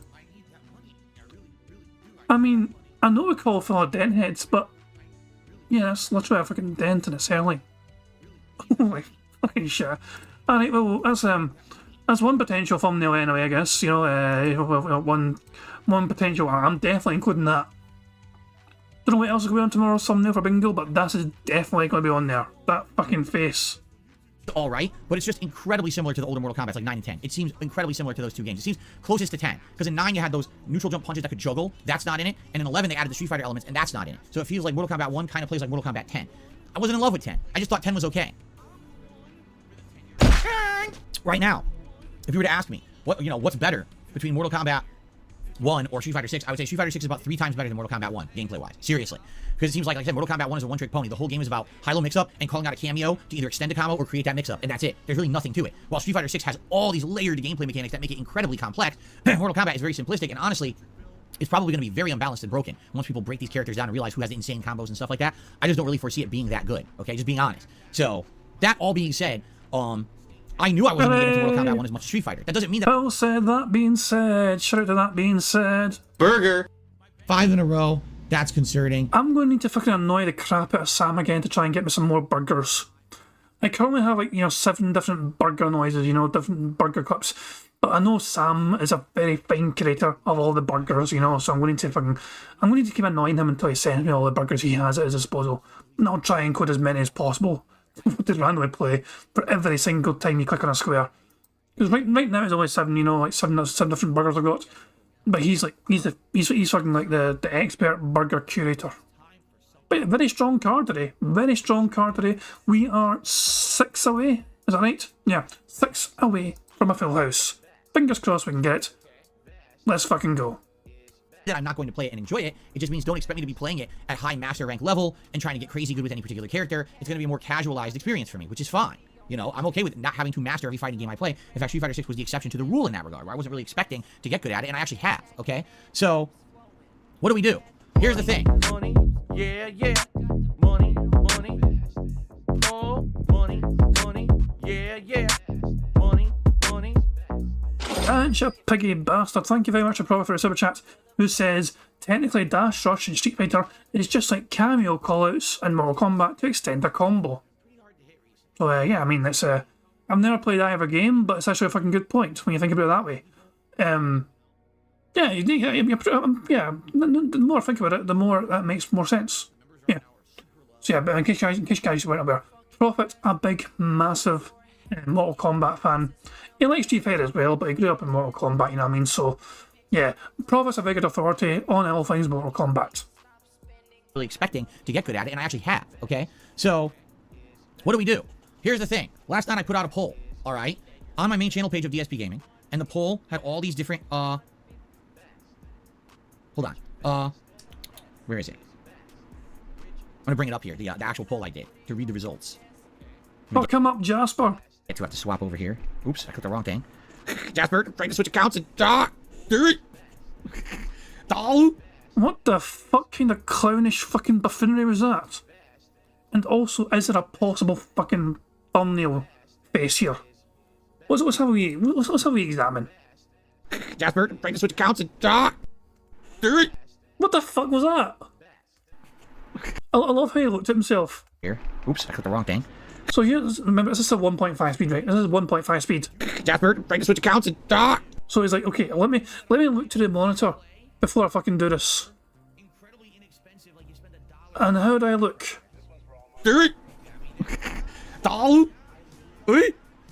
Nah, there's nothing thumbnail worthy unless you count Jasper in all his glory. But Jasper, sadly, the border is kind of getting in the way a bit. I would include Jasper as a potential fucking thumbnail, but look at he gets close to the camera, but he's fucking to the side, and his face is gone because of that fucking ridiculous border. Fucking hell, come on. Nah, I don't think we're gonna get a thumbnail now. So yeah, we'll just crack on the bingo. No thumbnail so far. Okay, I'm almost there. I swear I'm almost there. Okay, So, here's the deal. Last night, 12 hours ago, I posted up a poll on the channel page of DSP Gaming. And the question is very simple. Out of the current new release games, which are you most excited to watch me continue to cover? Let your voice be heard. Starfield, Mortal Kombat 1, Lies of P, or Street Fighter 6. And immediately some people were like, why'd you say Street Fighter 6? That's not a new release. Well, it's only about 3 months old. It is a newer game. It's the newest Street Fighter game. It's a game I played a ton of and people love. Every time I play it, people show up and support. Yes, it's considered a hot new release for me. Maybe not for you, but for me, it is, okay? So here's the deal. The poll Translation. I still get money for playing it, so I'm going to keep playing it. went up. In the first hour of the poll, by a landslide, it was Lies of P. Like, it was like, no exaggeration, like 30 plus 40%. Everyone wanted to see Lies of P, like a landslide vote. And I get that. We all are curious to see if Lies of P will actually be good or not. I think tomorrow we're going to get that determination and that answer. And then after that, that curiosity will be done. And then we'll determine if it's still important or not. I guess after tomorrow, if I ran this poll again, you might get completely different results, okay? But here's what happened. Last night, my hate watchers got word that I literally had the slowest stream that I had all year, okay? I was fast asleep, you fucking moron. So what did they do? They basically flooded the poll. And they flooded I didn't even know you had a fucking poll, you paranoid little freak. it with votes for Mortal Kombat 1 on purpose because they want to see me play more, hoping that people will not support Mortal Kombat 1. That's exactly what happened. No, Phil, prove it. Prove it, Phil. Come on, show us your evidence. Show us your evidence that fucking detractors sabotage a fucking shiny poll that no one even fucking knew it existed. I'm waiting for your fucking evidence, Phil. Go on, show me all the evidence. It's messed up because, again, I try to get legitimate feedback, and I can't because these people try to skew shit for their own purposes. And I know it's a fact because the poll had about 150 votes, and then all of a sudden, within another hour, it had like 500 votes. Like, wait, so where did the 400 votes all come from all in one clump? Gee, I wonder where. You have 200,000 subscribers, you fucking dipshit. You try to fucking tell me that out of fucking 206,000 subscribers you have, that not 500 of them couldn't have fucking picked a fucking option in that poll of their own volition. You are not some small fucking channel with fucking 20 subscribers, Phil. You are an incredibly paranoid freak who does not want to fucking accept the results of their own fucking poll because you don't want to fucking play that game anymore. Admit it, Phil. You want to wage quit. Right? Now, again, here's the thing. I'm not against playing Mortal Kombat 1. We're playing it tonight no matter what. That's already happening. It's locked in. That's the late stream. But I'm going to hope that things are going to get better. That not every time I play MK1, it's a dead stream for support, and all it is hate watchers sitting there rubbing their hands together like fucking Newman from Seinfeld, right? I'm going to see everyone fail around me, right? My nefarious intentions. It's fucked up, you know? I want to play the game and enjoy it, but I also want to have buy-in from my audience that they're interested in it. If the answer is no, we actually don't care about this game, then I have many other things I could be doing outside of Mortal Kombat 1. I'd have to write it off as a loss. What are you going to do? I spent a lot of money on it. If people don't like it, they don't like it. And I'm okay with that, you know? So, I don't know what to tell you. You know, tonight, this late stream of Invasion, we are eventually, it's going to probably take another hour or 2 hours. We're going to unlock the final cameos, okay? Once that's done, then I could potentially take a couple characters online and mess around. You know, ideally, the way you tackle a fighting game is you take a character and you go into their trials, because each character has trials where you learn basic combos and techniques with them. You do that first, then you take them online in an online set and you see if you can apply what you just learned in the trials to the online set. That's how it should happen. That's how I've covered every fighting game for the last 15 years. Mortal Kombat 1's been the exception because I have to play the single player content first to unlock all the characters to begin with, you see? Excuse me. So, I'm very curious what happens tonight, and tonight may determine what happens for the rest of me covering the game, you know? Wednesday is an open stream. Wednesday's daytime stream could be Lies of P, it could be Starfield, or it could be Mortal Kombat 1. But I'm leaving it open purposefully to see how things go today, how things go tomorrow with Lies of P. Oh, Phil said you see, and I missed it, but you guys called it so. Burger. 5 in a row. That's concerning. So thank you very much to Barrett Wells, Soquidif Pune, I don't know who else fucking caught it, but yeah, I missed it, so thank you guys for catching that and letting me know. So we are only 5 away from a full house. Dead air, him saying interactive, good news, likes, and him pointing at text on the screen. Very possible we can get a full house today. These are all common things that happen on Phil streams, so fingers crossed. P, and to go from there. So let's take a look, I guess, after tonight and after tomorrow and see how things go, okay? And go from there. But I felt like it was important to have this discussion because I want to be doing what you want. And it's hard to figure that out when there's a lot of people who seem to be vocal, but it doesn't seem to be the people who actually care. You know what I mean? Like, again. Jesus, man. Phil's chat is literally revolting, I guess, right now. Look at this shit. So it's like, what's this dude? We can't give you $10,000 of support for MK1, man, says Wickless. No, okay, that may be some sort of detractor, you know. They're not even a member. Let's scroll down. Cool Spot says, worst streamer of the year. Mikael Brunette says, asks for feedback but doesn't listen to them. Mishael, who's actually a fucking genuine fan of Phil, who supports him regularly, says, it's almost like we're engaged. What the fuck, man? What was this big message here? Yeah, Gaming Guru says, is fucking saying to Geraldo Rivera in 672, it's not detractors, it's regular people saying this shit, feedback, but nope, ignoring, and then he wonders why no support. Phil's support is rebelling against him. But Phil's gonna fucking say, these are all gifted memberships and they're all fucking detractors, not shit. Phil will fucking not listen to support but does not agree with his fucking point of view. So yeah, it's quite an interesting. How's Phil going to react to that? Is he going to just fucking ban, or is he just going to ignore it? My mentality has always been the following. If I am putting out an entertaining stream where I'm enjoying what I'm doing and you are also enjoying it, then the support is just going to come. And for the most part, that has happened. Take a look, like I said, the case in point of that is the Street Fighter 6 streams. Even when I'm frustrated because I'm losing, you could tell that I have passion for competitive Street Fighter, and that comes through, and people have been supporting those streams for 3.5 months, right? So, obviously, that's why people want to keep seeing that. And I'm totally... Also, you fucking love playing the game, and you're kind of ignoring the fact that for Street Fighter one time, you didn't hit a tier 1 goal for a night stream there. $34 that night stream. For a Street Fighter, okay? Oh, this one, $20 there. Okay. $32 there. $23. $27. $30. $35. $20. $31. A lot of these night streams for Street Fighter are not even hitting the tier 1 goal, Phil, which you claim is a prerequisite for you to fucking get per stream. So, I think you're lying to everyone when you're fucking saying that support's there for Street Fighter. No, it's not really. Just based on the fucking figures and the stats and all that shit. No, it isn't. Totally down for that, okay? But if I'm playing Mortal Kombat and I'm trying Invasion mode and I'm learning, oh, this is cool, I'm trying a character for the first time. Here's a combo I'm learning. Here, we're doing the fatalities, we get to see them for the first time, and I'm enjoying. And then it's a dead night, the slowest night of the year for me for support. That's telling, is it not? You know? So it is what it is. I don't know what else to say. Let's see what happens tonight, because again, now we'll go to the schedule segment, all right? And here's one other thing that I should say as well, all right? Because some people, sadly, I hate to say it, last week or 2 weeks ago was it, I had said that basically my goals are as follows. I have kind of a weekly goal for members, and I have a daily goal for tips that I'd like to hit. And if we hit those, then things are pretty good. And it was basically the weekly goal for this week is 650 members, and hit that by the end of the week and hold. The thing is, we were close. We had like 640, and then a bunch of memberships expired, so now we're down to 620 something again, okay? But we're on pace. We got 3 more days, full streaming days. I'm pretty sure we can probably hit 650 members by the end of the week. It's a good goal to have, right? But the other thing I said was I want to at least hit one of these tips goals a day of $50, right? That would help a lot, and it would be good. But what's happened is... No, you've changed the narrative though. I fucking showed us at the start of the fucking stream.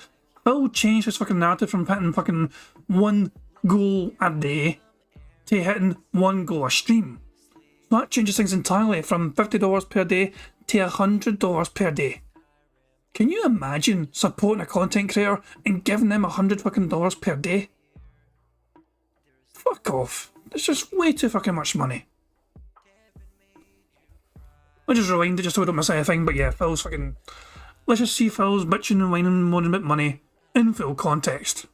Bunch of memberships expired, so now we're down to 620 something again, okay? But we're on pace. We got 3 more days, full streaming days. I'm pretty sure we can probably hit 650 members by the end of the week. It's a good goal to have, right? But the other thing I said was I want to at least hit one of these tips goals a day of $50, right? That would help a lot, and it would be good. But what's happened is I barely hit that one tips goal a day, and then the other stream is dead with 0 or near 0. Like, that's what happened yesterday. So the first stream, okay, was the React stream. So we had an overnight tip that wasn't even expected. We had the usual tip that I get daily from 1 Minute Man, and we had like 1 or 2 small tips, so we ended up hitting the tier 1 goal, like, just narrowly.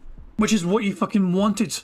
That is what you said you fucking hoped to fucking get per day. You hit 1 fucking goal per day. You said that in the fucking day, podcast during that fucking day, and you hit your fucking, daily required goal that you fucking told your audience you're hoping to fucking hit. Then the night stream comes around, and Phil fucking changes that fucking narrative to saying he fucking wants to hit at least 1 goal per stream. Which means he fucking wants to hit 2 tier 1 goals at least per fucking day. Then last night, on the late stream, was the slowest stream ever. I made like $7, the whole stream. So, no, that's not going to work. When I'm saying, what I'm looking for my goal is to hit one of these tips goals, that's like to hit the goal and then also obviously just have normal streams, not to have dead streams around that, And that's kind of what's happened, sadly. When I played the story mode on Friday night, it was a very slow stream. And then when I played Invasion last night, it was the slowest stream of the year. So, that's bad. Oh my god, Phil, why do you just fucking tell your audience how much fucking money you want from them? Just give them a concrete figure of what you want from them, and then wait for someone to give it to you. Because I don't think they're smart enough to fucking read between the lines. You being all vague and ambiguous about the fucking thing is not fucking getting through to them. So yeah, also, good shout there from Barrett Wells saying this could be a thumbnail. Yeah, this face right here is a... This is glorious. This is a glorious little sulky, disappointed face. I didn't get more money. I'm a sad boy. Give me money. So hold on, let's see how this looks. Please be good. Please be good. It's good. Look at the hair. Look at the fucking dumbass hair. The dent head strikes back. Jesus Christ. Oh my god. Nah, Phil, your audience is not fucking clever enough to fucking read between the lines. Just tell them how much fucking money you want from them tonight. And wait for them to give you that money. I want to rewind this one more time just to fucking see Phil fucking blame his audience for not fucking understanding what he really meant. So we ended up hitting the tier 1 goal, like, just narrowly. Then last night, on the late stream, was the slowest stream ever. I made like $7, the whole stream. So, no, that's not going to work. You know, when I'm saying, oh, what I'm looking for my goal is to hit one of these tips goals, that's like to hit the goal and then also obviously just have normal streams, not to have dead streams around that, you know? And that's kind of what's happened, sadly. You know, when I played the story mode on Friday night, it was a very slow stream. And then when I played Invasion last night, it was the slowest stream of the year. So, that's bad. That's very bad. And I hope that, again, it's weird that it's 2 nights that it was Mortal Kombat 1 and that was the pattern. So I hope that that pattern doesn't continue tonight. We'll see, I guess, okay? So, if you like my content, if you like what I'm doing, please support it. You know the ways to support it, right? You know, super chats, super stickers, memberships, gifted memberships, tips, all appreciated, all needed. And no, if I just hit 1 tips goal a day and I get nothing else the whole day, no, that's not what I'm looking for. The whole point was, that's kind of the goal to aim for, and if we hit it, that's good. But obviously, I'm having normal streams where, you know, every once in a while you get something. Not, oh, one hit the tips goal, nothing else for the rest of the day. That's not what I meant. But some people want to take stuff so literally. Oh, but you hit the tips goal that 1 stream, so that means that the rest of the day, you don't need anything. It's like, oh my god. It's just an average estimate. I don't even know. I feel like I have to pull out a statistics class for people to understand. You know, there's the mean, the median, and the mode. Shall I explain what they all mean? Oh my god, please do, Phil. Please do. Go on. Please explain to your dumbass audience what you fucking meant. No, the real problem here is this. We just entered the busiest gaming season of the year. Do we not? I'll tell you a real fucking problem right now, Phil. You have an audience full of fucking morons that don't understand how much fucking money you're asking of them.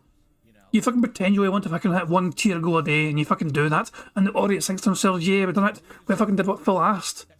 But then Phil turns around and says, that's not what I fucking meant, you morons. So now the audience is confused. It's like, oh my god, Jay's like, I do wrong? Me bad? And Phil's like, yes, you bad. I want more. Oh my fucking god, man, it's just ridiculous. This person has been ruined by money. Their initial success on YouTube 10 years ago has ruined them forever. Because they had initial success, they had initial fucking glory, they had initial riches, but then the fucking money started to fucking dwindle, but Phil got used to a certain kind of lifestyle. And he did not want to fucking sacrifice. He did not want to fucking, you basically go back to being that kind of lifestyle. He had a taste of the fucking good life and he's like, I want to fucking keep that as long as I fucking can. But how do I do that? I could fucking show things, but no, I'm gonna fucking just demand my audience to fucking give me money instead.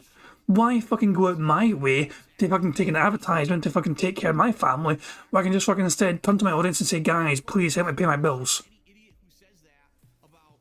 Oh my god, yeah, I forgot. Barrett Wells with a fucking great throwback there. Don't forget when he said that his channel, Phil said his channel was recession proof. I completely forgot about that. Actually, I'm very tempted to try and find that, actually. We have Bingo here. Recession. We might not actually fucking get it. Grand Theft Auto 5. Hold on. Oh no, that's I'm reading a fucking message in a fucking game. God damn it. I was confused there. Recession proof. We'll try both words. Nah, GTA was another example. I forgot, we might not actually have that. Barrett thinks it was late last year. But last year would have been,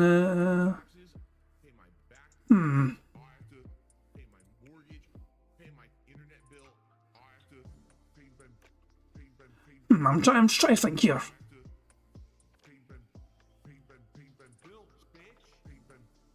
Just trying to think of a couple of examples here and we'll see what fucking comes out. We'll try these 4 quick, okay? And then, oh look, there's a recession, or there's something going on where retail isn't so profitable. All of a sudden they tank. And there's nah, it doesn't mean anything. Fuck off. There's a recession. Because, Ben, I have no credit. With no credit, I can't even qualify for any kind of other housing. I can't get another mortgage to get another place, whether it's smaller or not.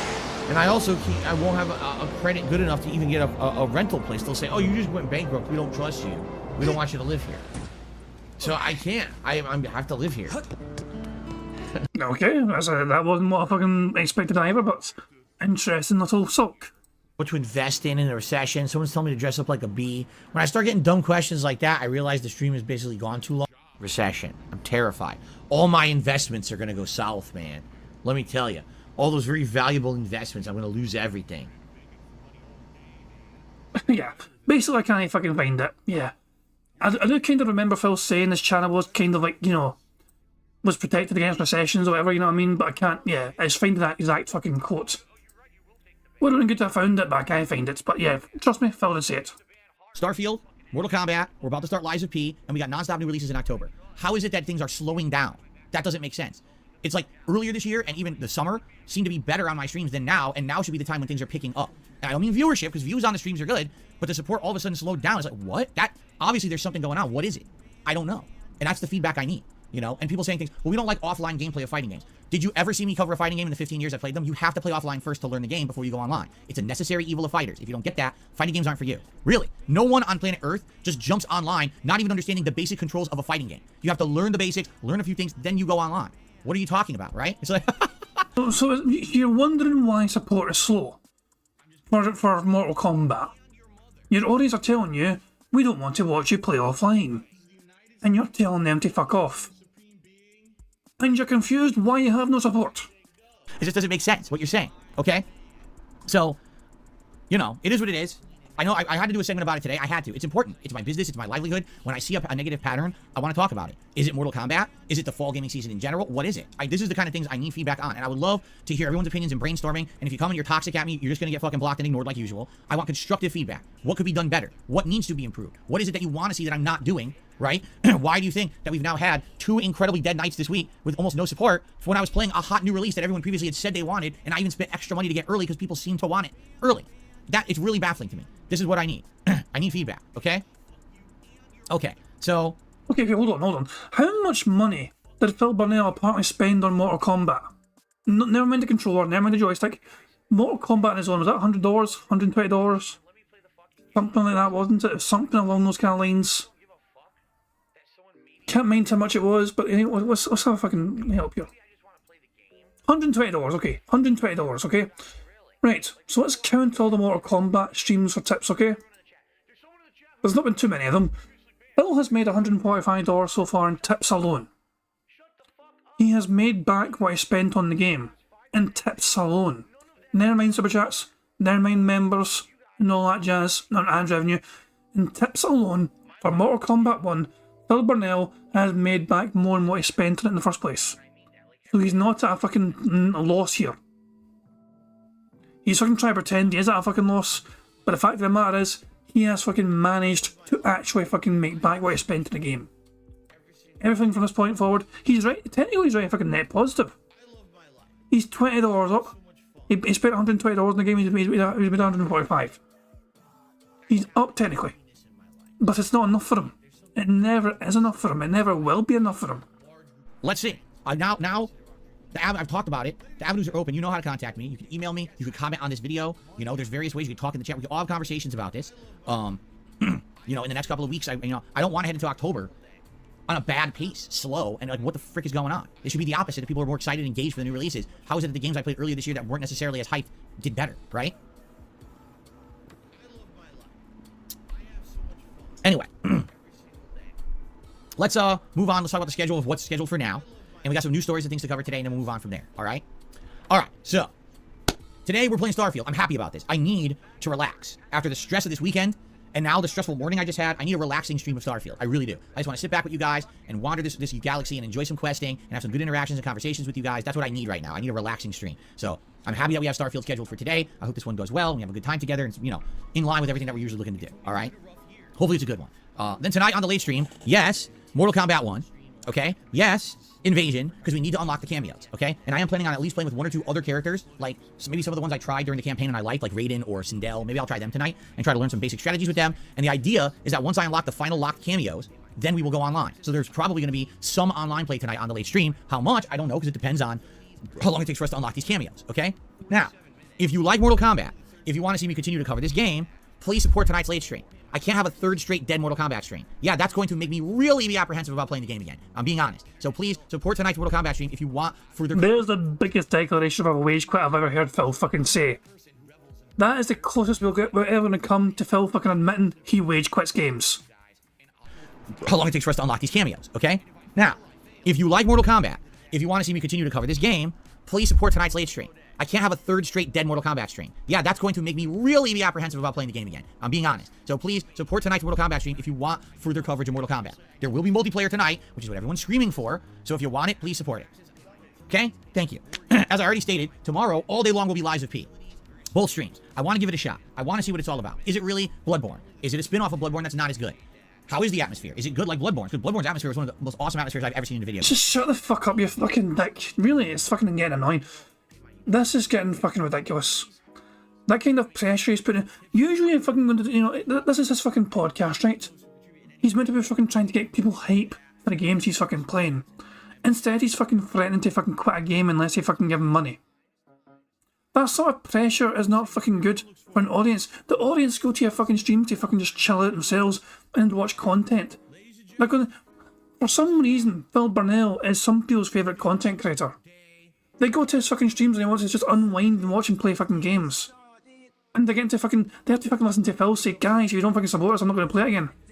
Guys, I'm seriously fucking not going to play this again if you guys don't support. That sort of pressure, that sort of kind of emotional blackmail to your audience to fucking make sure they give you money or you're going to fucking stop playing the game. They turned up to just to fucking chill out.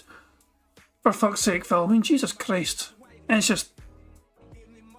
You'd think I'm used to it, but no, and I kind of am, but at the same time, it's still infuriating. I loved it. Will this game live up to that? Will it not? You know, let's see how it is tomorrow, okay? Then on Wednesday, like I said, the daytime stream on Wednesday is completely open. It could either be more Lies of P if we're really digging the game. It could be Mortal Kombat 1 if you guys want more of that and you want multiplayer. It could be more Starfield Chill if that's what people want. Or it could be, well, I guess it would be one of those 3. Because the night stream on Wednesday will absolutely be Street Fighter 6 multiplayer as I continue to get really raising through the ranks. She's at 4-star diamond. And my goal is to try to get her to master. There's no way I'm doing that Wednesday night, but maybe we can get some wins and get some more points, you know, ranked there. So that's what I'm looking at. So I'm hoping for on Wednesday night stream. And those are the streams I'm off Thursday. Next week, last week of the month, it's entirely open to do whatever we want. So what games you want more of, we'll have as daytime streams. What games not so much, we'll do as nighttime streams. I'll be honest, I was thinking people would want Lies of P and Mortal Kombat as daytime streams, and people would probably want Starfield and Street Fighter 6 as nighttime streams. But maybe I'm wrong. Again, I want your feedback on it. Am I off base? Is there other things that you would have preferred? Do you want that in a different order? Right? Let me know. Why the hell should anyone give you any fucking feedback when you fucking spent the first half of the goddamn podcast bitching and whining and moaning about the fucking feedback that they gave you, which you fucking blamed them for because you fucking weren't getting the fucking money you hoped you'd fucking get for playing the fucking games? You spent the fucking first half of the fucking podcast saying, oh, fucking listen, I listened to the vocal minority and I guess I'm listening to the wrong fucking people. Why in the hell, in anyone's fucking right mind, would they give Phil Burnell feedback now, not necessarily fucking treats people that gives them fucking feedback, which does not result well in Phil getting a lot of fucking money? Feedback for Phil which results in him not getting support he thinks he fucking deserves means that the fucking audience gets thrown under the fucking bus as per fucking usual. Don't waste your fucking time, audience. DSP fucking fans. You give fucking Phil feedback and it does not result in a fucking positive, you know, boost in his fucking finances. It is your fucking fault and it always will be. Okay. Phew. Dabhand, see, I don't understand what you're saying. Listen to what Dabhand's just saying. I think the excitement for MK1 is dead. Knowing you won't play ranked seriously down the line. It's fine you don't want to, but that's what people want. I have literally never played Mortal Kombat seriously. Not once. And the last 3 games that I covered, 9, 10, and 11, I covered them. I played them online with various characters. I've never played them seriously like I played Street Fighter 6. Street Fighter 6 is the first fighting game I played seriously in over a decade. Why would you expect that from Mortal Kombat 1? I'm not even good at the game. I was never good at Mortal Kombat. I explained to you guys in the 90s, I played it, I enjoyed it, but I was never good at it. I never got good. I never practiced it. You know what I mean? Why would you be expecting that from me? You know what I mean? Like, that would be like saying, we're really hoping that Michael Jordan would get really good at baseball. Why in the fuck did you buy some sort of expensive joystick then? Part of the reason why you bought that fucking joystick was so you could fucking play Mortal Kombat with that joystick online. So I guess people were expecting that fucking, you know, kind of investment to translate into you fucking being semi-decent to the fucking game. Well, he likes baseball. He even tried, but he never got good at it. Why would you demand that from him? He's a basketball player. Everyone knows that. So why the hell would you want him to be great at baseball? You know what I'm saying? Like, I just don't understand. He says, I think it's because you took Street Fighter 6 seriously, people may have thought you do the same. I can't. That's another thing, too. That's another thing that absolutely I need to emphasize and people should understand. Ladies and gentlemen, fighting games are tough. They're not easy. Even if some people make it look like they're easy, they are not, okay? Fighting games are hard to get good at, and they're even harder to stay good at, all right? They take an incredible amount of skill, time investment, and intelligence. They do. I give mad props to people who are top-level fighting game players. And it doesn't matter which one either. Because, oh, that one's easier. No. If you're good and you're a competitive player at fighting games, that is an incredible amount of investment of your life to do that. I know because I was there at one point in my life. I can't do that anymore. I've got a family. I've got a nice thing here. I don't want to have to be going and traveling and playing in constant tournaments. There are pro players that have families as well, Phil. You're fucking making excuses. You're just shite now. Shit, that's a tough lifestyle, you understand? That's so much constant investment. To actually stay at a competitive fighting game level, you have to be playing fighting games constantly, okay? I'm be honest, me only playing Street Fighter 6 once a week, I'm going to lose skill and get rusty. Everyone else in that community will continue to excel and get better, and I'm going to stay at the level I'm at or drop. That's what's going to happen. So for you to expect that I'm going to get good at Mortal Kombat 1, right? But look at how much I'm playing it. You know, I'm not going to be investing that, especially with all the new releases coming out this fall. You know I'm not investing that much time into it like I did Street Fighter 6. That's crazy. That's insanely unrealistic. Even if I said I loved the game, I wouldn't expect that I was going to become like a pro player at MK1 or anywhere near as good as I am at Street Fighter 6. You know what I'm saying? I think people have unrealistic expectations. Again, I think fighting games aren't for everyone, and some people just misunderstand how it goes with these fighting games. You know what I'm saying? I don't get that. So, again, I'm okay with playing Mortal Kombat 1. I'm okay with learning it and having a good time just messing around with it online. Playing with various characters, you know, for a bit. Likely I won't play it long term. It'll be something that I dabble with here and there. You know, for a few weeks I'm playing it more, and then it's going to be way reduced when all the new releases come out. That's going to be my focus instead. And every once in a while, maybe I bring it back. But it certainly would not be something that I'm going to be focusing on hardcore or anything like that. Street Fighter 6 was great. It came out in June. There wasn't that much else going on besides a bunch of RPGs, so I was able to balance it with those RPGs, play a lot of it, get good at it. It worked. Because if I didn't invest that amount of time I did, I would not be good at the game. That game is very complex with tons of gameplay engine stuff that you need to learn. And finally, here I am 3.5 months in, I'm finally getting it. You know what I mean? But with Mortal Kombat, again, it's like starting from scratch. You know, how can I learn that one at that level? It's never going to happen. I think people do have these unrealistic expectations. Like, oh, so Phil's going to buy Mortal Kombat 1. He's going to play it early, but he's not going to do any offline content. He's going to jump right online, and he's going to be dominating. He's going to be doing really well. Huh? That's literally not possible in any fighting game ever made. You need to play offline. You need to practice. You need to lab. Then you go online. It's always been like this. Never before has there been a fighting game where you can psychically know how to play it before you actually play it online. It doesn't exist. Okay. So anyway, that's the schedule. All right, today, chill Starfield and MK1 tonight, hopefully unlocking the rest of the content, and then going into multiplayer. Tomorrow, Lies of P all day. Wednesday, up in the air. I'm leaving the daytime stream open. Let's see what we want to do for it. Wednesday night, Street Fighter 6 with Lily. And then next week, a balance. My intention is Lies of P and Mortal Kombat 1 on day streams, balanced with Street Fighter 6 and Starfield on late streams. But that can change depending on what it is you guys really want, so let's see. And that should be more than enough to take us into the new DLC character, Aki with Street Fighter 6 next week. And then, of course, new games coming out in October, okay? But if you want to see Mortal Kombat 1, please support it. I can't keep investing time into a game that I've now played 3 streams. It was 2 streams on Friday, 1 stream on Saturday, 1 stream on Sunday. Even I'm losing track. 4 streams, and the night streams have always been dead. They've been dead, nothing, with no support, you know? And last night, literally the worst stream I've had all year. That's bad. Especially because I had an audience, too. That's what really got me. I thought we were having a good time. People were recommending characters. I was trying the characters. People actually helped me to learn the fatalities, which was very nice, because I couldn't get them at first. And then people were like, no, what you gotta do is you tap, then press a button. It's not like do quick. You gotta tap slow. So the audience were very engaged with the content. They were helping you fucking try and do things in the fucking game. You were getting all fucking advice from them. You're getting feedback from them. The audience were engaged. They were interactive. They just weren't giving you fucking money, so you want to wage quit. Thank you, Phil, for confirming that it's all about the fucking money, as usual with you. Slow, and they were teaching me the spacing, and we saw a bunch of fatalities together. I was like, oh, that's cool. We're getting it now. This is fun. And then to see that it was the slowest stream all year, actually, it made me sad. You know, like I was having a good time, but I guess I can't enjoy myself on a stream. I gotta be. Well, there it is. There is a no. I don't get the money. I'm sad. Money equates to happiness in Phil Burnell land. He didn't get money. He's a sad boy. Bitch, get on with it.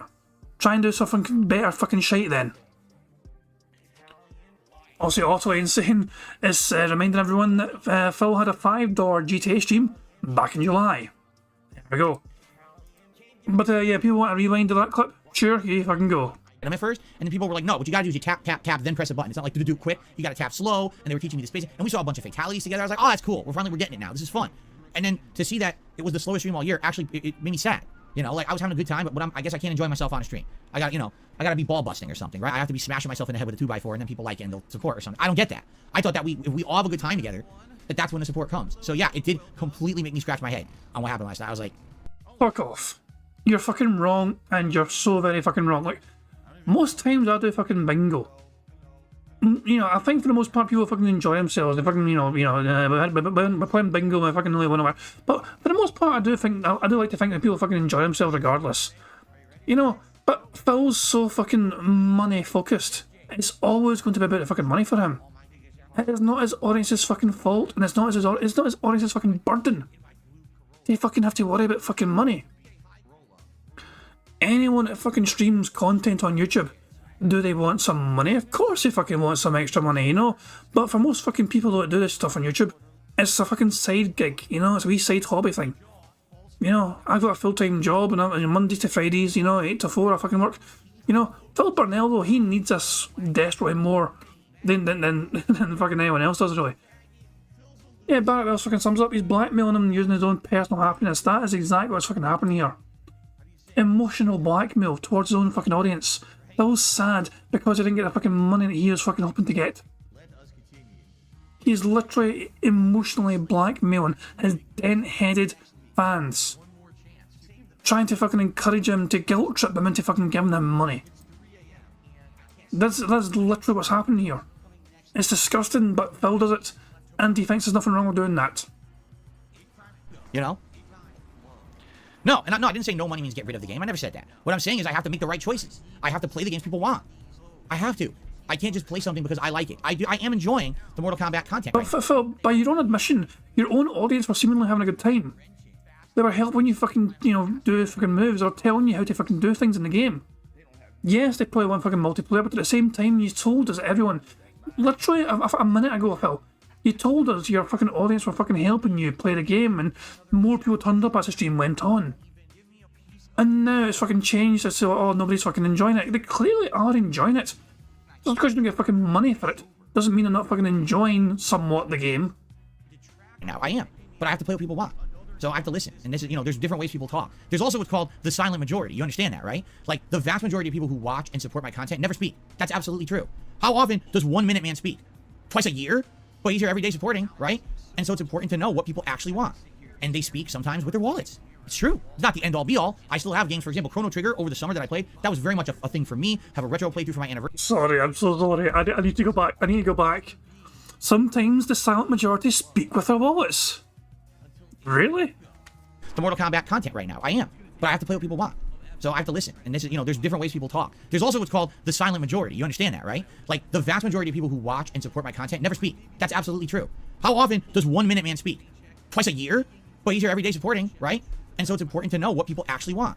And they speak sometimes with their wallets. It's true. It's not the end-all be-all. I still have games, for example, Chrono Trigger over the summer that I played. That was very much a thing for me. Have a retro playthrough for my anniversary and for people who are JRPG fans. No, that was not a fan favorite that got tons of support. But that's the case in point where I can do that because other things are getting support.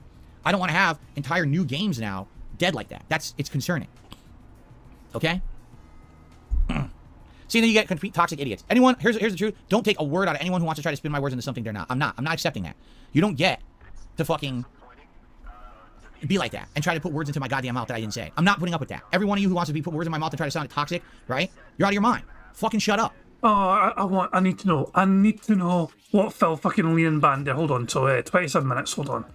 We're 27 minutes behind live DSP. Who did he fucking lean and why? Raw Phil, bring me your stream. 27 minutes behind, like 28 minutes. Okay, hold on. There we go. We'll go here. We all have a good time together. That's when the support. Oh god damn it! I forgot Phil's fucking normal fucking speed. Hold on, 1.5 comes. So yeah, it did completely make me scratch my head. Nope. But that's the case in point where I can do that because other things are getting support. I don't want to have entire new games now dead like that. It's concerning. Okay. So who's in chat right now? Hold on. See, then you get. Hold on. So who's said what here? Blah, blah, blah, blah. So who's in the chat here? So Gerald of Rivia, I think, might be the one that got leaned there. Because look at that message up here. 12:14 PM. I enjoyed you playing MK1 the other day when I was there, whether it gets money or not, but for you, the money talks. And Trigger as well. Oh, so people who donate get the most say. Got it, Chief. So those two are the most likely, candidates for the lean in ban. Yeah, it's concerning. Okay? Is there anyone else here? Wiley Coyote says, I've been speaking with my wallet since day one, honestly. Fuck's sake, man. See, then you get complete toxic idiots. Anyone, here's the truth. Don't take a word out of anyone who wants to try to spin my words into something different. But Phil, you're saying shit and that's how we're interpreting it. Christ almighty, hold on. There you go, guys. If you guys, by the way, Raw Phil, a brilliant fucking channel to fucking check the fucking chat logs as well. Link to Raw Phil in the description. You guys want to check them out, you know what I mean? But they do the great stuff, you know what I mean, to keep track of Phil's not only the fucking entire Raw stream in full, but you've also got the fucking chat on the side keeping up with it as well. So big ups to them. We shout out to Raw Phil there. So yeah, good to see the kind of messages that were fucking in his chat when he fucking leaned and banned them. Really? Because it's not what I'm saying. What I'm saying is there's various ways that people show support. It's not always financial. It's not always verbal. There's all different ways, and you have to weigh and factor all of those things in. You have to. That's how I've been successful for 15 fucking years. Okay. Let's fucking take that into account then. Your apparent slow stream of the fucking night, the fucking year or whatever, right? The $7 stream you had. By the way, not your slow stream of the fucking year, but never mind that. You just told everyone that you had like 450 people in your fucking stream at one point, and you assumed they were haters because they weren't able to talk. With no evidence whatsoever, you assumed that because it was a slow stream, and because it was like 450 people in there, you assumed randomly it was haters.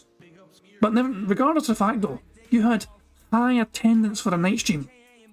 You also told everyone that you had your audience fucking telling you how to fucking do things. They gave you advice, they gave you help, they guided you essentially to fucking trying to get things done in the game. So you had the interactive fucking element there, your audience were fucking helping, you had high engagement, you had high attendance, but you didn't have the financial support, and that's the one thing I was missing. So, based on your own words, Phil, the lack of money is why you're fucking threatening to quit the game. That's my interpretation anyway. But that's why I feel like I can be honest with my audience and say, here's what's going on. I'm not cool with how Mortal Kombat 1 has gone down this weekend. I'm actually upset because I thought that this was something people wanted. Maybe it's not, but I need to get feedback. And for people to then twist it into something toxic is not cool, and I'm not putting up with it. I don't even care. I don't care who you are. You're going to sit here and be toxic in a chat about it. But Phil, what else is there? What the hell? How else can we fucking look at it? You fucking just told everyone you had high attendance and you had good interaction as well with your audience, fucking telling you to play a fucking game. How in the hell else can we fucking look at your fucking words without thinking he wanted more money? There's literally nothing else to look at. The attendance was high. And he told everyone that interaction with his audience was there as well. They're fucking, they were talking back and forth. They were engaging with him. They were helping him. What else is there possibly to fucking look at other than the fucking financial side of things? And he's now saying he's fucking upset because he thought people didn't fucking like the fucking game. But he's basing that purely off of financial support. Because he's covered all the fucking other bases. I'm fucking getting that, and I'm getting annoyed. I'm getting so annoyed. Like I'm saying shit I'm not saying, it ain't gonna fly, alright? I'm not putting up with the bullshit anymore, because there's too many people on the internet who just want to say Phil said this. I never said it, and I'm tired of that shit, It's time to grow the fuck up. I'm not putting up with people being toxic anymore. It's just bullshit. It's time to grow the fuck up, says the fucking man-child that refuses to get a fucking real fucking job and demand his fucking dead-headed wheelchair-based audience pay his bills for him. Oh, Dalbians, I know people don't listen. That's true. People just don't listen and they show up with unfair expectations and then they're upset that I'm not doing exactly what they want. Like I said, to this day, there's still an entitlement factor. For sure. The instant gratification and entitlement happens every single day. And it's ridiculous because, as you know, I'm someone who is trying my best to cater to a smaller audience. That's what my content is. My content is not mainstream content. I'm not going to get tons of people coming to my streams to fucking watch my stuff. I know that. I'm never going to get thousands of viewers ever again. I'm not going to get a game that goes viral. And I've accepted that. I'm a small potatoes kind of guy. The only reason I'm still supported and successful is because I've been doing it for so long and I have a fan base that likes who I am and what I do. They like the transparency. They like the honesty. They like the fact that I'm not a fucking shill. That's why I'm still here, right? Who in the fuck would enjoy being told that you're fucking sad because your own audience didn't get you given enough money?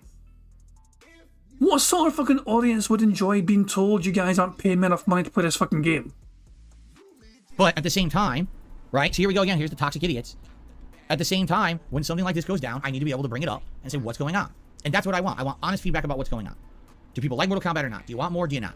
I need to know how to go about this. I don't want to be just doing stuff and doing entire streams like last night where I feel like I'm getting somewhere, I'm unlocking content, I'm having a good time, and obviously that did not jive with the audience. It didn't, okay? So what are you going to do? Ask what's going on, which is what I'm doing, and that's simply what this is. And I've had enough of people trying to put words in my mouth of what it is, what it isn't. Just go fuck yourself. Really, just leave. Don't come back. Of course, the thing is, they're not here. These are the hate watchers. That's what they're here for, to spin it and say toxic shit like that, you know?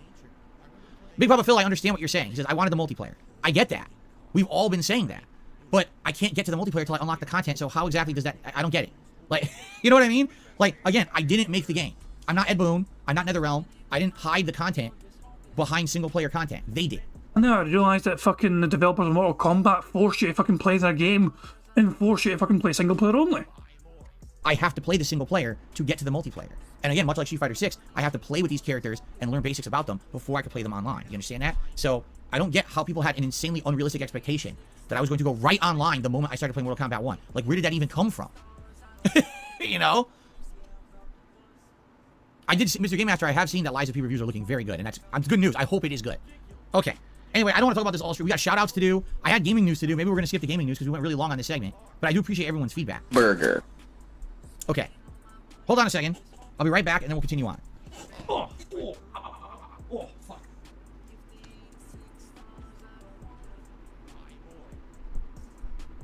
Burger. 5 in a row. That's concerning. Where the fuck's he gone? We are 3 away from a full house, ladies and gentlemen. 3 away. And Phil's fucked the fuck off. Oh, okay. Phew. Oh, it's already hot in here. I knew it with no air conditioning. I'm already sweaty. Ugh. Again, when I see things, statements like this from Gaming Guru, yeah, but you're good at Street Fighter 6, so why not just go online and just go? It's like, oh my god. Again, it's like I said, fighting games are not for everyone. I'm sorry, they're just not. You just don't get it. I literally just explained why that's not possible, and some people just say this ridiculousness. It's like, dude, I don't understand. Why don't you just jump right into a car and just drive away and have a great time, right? Who needs to train and learn how to drive? Just fucking jump right in your car and just drive right out into the street and see what happens. There's nothing like learning on the fly. Sounds like a good idea, doesn't it? Oh my god. Just go. Anyway. Yikes. All right. Well, guys, I think it's time. I have a few quick news stories to go over. I got to try to get through them fast because we got to get the shout-outs and everything here. Okay? Here we go. So it's time for your favorite segment, my favorite segment, everyone's favorite segment. It's called Phil's Day Off. Just kidding. It's called DSP News. All right. Some quick news stories today. All right? Let's see here.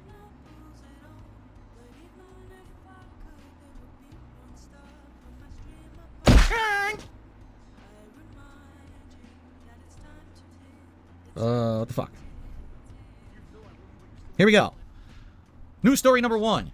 And this is the one that we've all been talking about. Unity. Yes, that game engine that is changing their monetization model to a per install royalty for them after you hit a certain amount of installs, and it literally could put entire companies out of business. So all these game devs have been revolting against Unity and imploring them to go back on this decision.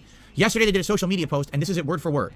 We have heard you. We apologize for the confusion and angst the runtime fee policy we announced on Tuesday caused. We are listening, talking to our team members, community, customers, and partners, and we'll be making changes to the policy. We share an update in a couple of days. Thank you for your honest and critical feedback. And then this morning, breaking news from Bloomberg. In a company all-hands meeting this morning, game tech maker Unity addressed the pay-per-install debacle and floated several big changes to the controversial new policy, including a 4% cap on fees and customers self-reporting their own installations. They still didn't say we're just going to undo the insanely bad, greedy policy. They're trying to tweak it. So, the story is still developing, right? At least they're doing something. At the very same time, I find it hilarious that they won't just listen to everyone saying, no, just don't do it, you greedy idiots. Stop being greedy. They're like, okay, what we'll do is we'll try to temper our greed. We'll keep being greedy, but we'll try to make it so that we're not as greedy, or we listen to you, so now we only get half the greedy amount rather than all the greedy amount. Literally, people outright said, this is not what we want. This is screwing everything up. You're going to put entire businesses out of business. We're all going to lose our jobs. We can't develop your engine anymore. You're hurting yourself. You're hurting your customers. You're hurting everyone. Just don't do the change. Well, maybe we can edit the change. It's the simplest thing. It's literally the simplest thing, right? And they don't listen. Again, I've been saying this so many times, right? I've been saying, it seems like these people who are in positions of power at these companies, they are immune to criticism. And the reason they are is because they're filthy rich. What does the person who's an investor on the board of Unity care if Unity goes out of business when they're already a multi-millionaire or billionaire and it doesn't really affect them, right? They're not the line-level employee who's going to lose their job. They're not the game developer who no longer will be able to make games. They don't care. They're fucking rich. Yet those are the people in power. When you have someone who doesn't have skin in the game, as they say, it doesn't matter what choices you make because you're not affected by them. You know? So it's pretty messed up to think that these are the people, oh, well, okay, we got all the feedback from everyone that's bad, but we're still going to do it. But maybe we'll change it a little bit so it's not as bad. No, just don't do it. Oh, no, we can't do that because we know better than everyone because we're filthy rich. Oh, I see. Oh, I get it. Anyway, so we'll see what happens with that story. One other story today. Activision was briefed on the new Nintendo Switch as early as late last year, okay? Activision described it as it has closer alignment to a Generation 8 platform in terms of performance. What is Generation 8? Are you ready? PlayStation 4 and Xbox One. So what Activision is saying is that the new Switch, not the one now, but the new one coming out, the next console for Nintendo, will only be as powerful as a PS4 or an Xbox One.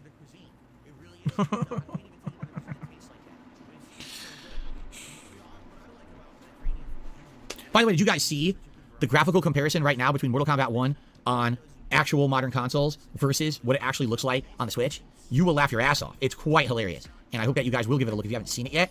It is really funny. It's like Johnny Cage's face is all distorted. There's one, I guess, during one of the, not brutalities, during one of the fatal blows, it shows like someone's face. I don't know who it's supposed to be. Maybe Johnny Cage. It's completely no rendering at all. It's just like a blob with teeth and eyes. He's like, bleh, during the animation. It's like, why is this game on Switch to begin with? And why in the holy hell are they charging the same price on Switch as they did on other consoles? And why would anyone buy it? Like yesterday, last night on the late stream, I forget who it was, but someone was like, you know, I'm watching you play the game and it looks really good. I'm going to get it, but I only have a Switch. I'm like, dude, do not get it on Switch. And he's like, but I can only get it on Switch. Why wouldn't I? No! If you buy that game on Switch, you are literally supporting this bad policy. Here's the thing. If they were selling Mortal Kombat 1 on Switch and it was $40, I would say go buy it. Right? But they're charging you the same amount of money as everyone else who's getting a better version. Why on earth would you support that practice? Why would you say, that's okay, I'll do it? No, just don't buy it. Because when you buy it, that supports their bad decision making and it enables them to make more. Okay, let's now get to shout out. I know it's late. We start off with, let's see here, Heterosexual Operations, who did a super chat. Okay then, what a great name. I'm gonna call you HSO. What a great name. Travis T. Jarvis became a member this morning. Thank you, Travis. I believe that is the first new member of the day. They said our goal for the week is 650. I hope we can hit that by the end of the week. We still have 3 more days to do it. Oh, I should go back to I'm done with the news desk now. There we go. 672, we have this membership for 28 months. He says, only you were worried about getting good, not us. What? That's contradictory to what was just said in the chat. Someone just said, oh, well, we're expecting that you're going to be good at the game like you were at Street Fighter 6, right? There's no point in playing a game online unless you know what you're doing. Or else you're just going to lose 10 times out of 10 and learn nothing. You need to at least have a basic understanding of how to play a fighting game before you try to play that fighting game online. Just like you need a basic understanding of how a car fucking drives before you jump in it and you drive it down the street. You understand? No one just jumps into the car and drives off by themselves. It's not how it works. Mr. Comsick re-upped his membership, and he says Friday Night Fights for MK1. Maybe. Here's the thing, like, for now, I think what we should do is we could do, like, I think Street Fighter should be night streams, and I think Mortal Kombat can be day streams, at least for the next week and a half, right? But that's only if that's what people want, because I was going to do Mortal Kombat as day streams for 2 or 3 times, as multiplayer day streams. Pick a character, learn some basics, go online, try them, you know? But I don't know. Right now, I just don't know what to do. Habib Gaming re-upped his membership for a whole year. He's like, I can't wait for Lies of Pinocchio. Exactly. A lot of people don't even realize that's what Lies of P stand for. It's literally Lies of Pinocchio, right? Okay. Okay, let's see here. All right. I got a $1 tip. Someone says, will you play the Resident Evil 4 Remake DLC? Ada's storyline called Separate Ways comes out September 21st. Some people have expressed interest in seeing me do this. Apparently it's short, because if you remember, Separate Ways in the original game also was short. I'm not opposed to doing it. It's just, again, where does that fit into the schedule when I'm playing 4 other games? Right? I'm not opposed to doing it, you know, but I forget how much it cost. Didn't they say it was like $10 or something like that? You know, let me know what you think, if you want to see it or not. I received a $20 tip from Detective Gex. They said, here's one for the Jasper Wire Chewing Fund. You know, I will say this. He's not a destructive cat, thankfully. Like, he'll chew on stuff, but he literally does it to get attention. That's it. He's not chewing on something because he genuinely wants to tear it up with his mouth. He's doing it because he wants me to drop what I'm doing and give him attention. So, with all the times that he actually has chewed the wires in this office, none of them have been damaged, which is excellent, you know, because you worry, is he going to damage something? Now is my headphone not going to work or whatever? No, it's been fine. So he's a good cat in that regard. He's a very constant attention-seeking cat. He always wants your attention. What are you doing? How dare you be making dinner? How dare you be watching TV? How dare you be cleaning the house? How dare you be taking a shit? I'm a cat and I want your attention. That's literally how he is. I'll be taking a shit and he'll have his paws going under the door like this, trying to get my attention.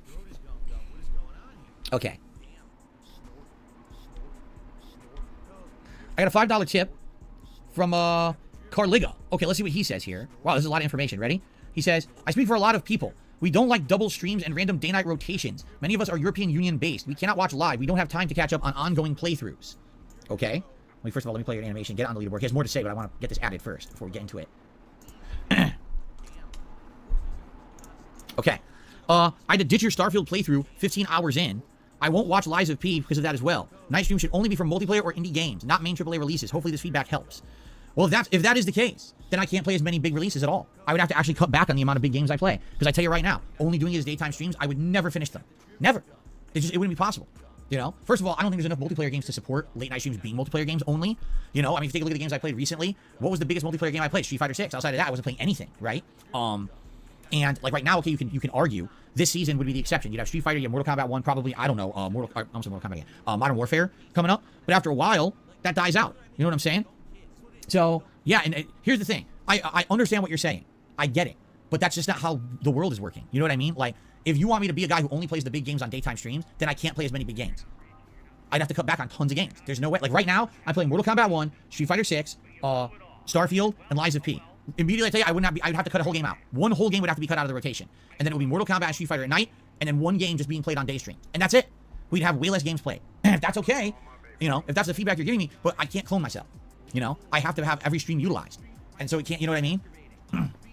The other thing is, and this is what I really don't understand about that, okay? You realize that you can always watch it on demand. Let's say, for example, you were watching Starfield, but then I changed it to Starfield will be some nights instead. Well, I can't attend the late stream. I gotcha. Why can't you just watch the videos on demand after? And if you happen to still like to play through every once in a while, toss a super thanks, or just drop, you know, you can actually tip at any time, 24/7, and I count that tip for the very next stream. I'll even read it out on that stream, so you can watch my reaction on that later stream. It's like people are like, well, I gotta be there live or there's no point. Why? What are you talking about? Well, I don't get that. I understand the added value of being here live and having the interaction. That I get. But if you're loving a game playthrough I'm doing, why would you say, well, now I'm just going to skip the rest of it, 15 hours in, invested, because I just want to skip that? That's crazy. That's what the on-demand videos are for. That is why I go the extra mile, and when I do playthroughs, I split my playthroughs into 1-hour segments with titles and descriptions on them. You would be shocked to know how many YouTubers don't do that. How many YouTubers just say, oh, Starfield Part 5. That's it. And it's a 5-hour archive stream. You don't know what the fuck they did in that stream. You have no clue. Starfield Part 5, you figure it out. They're lazy.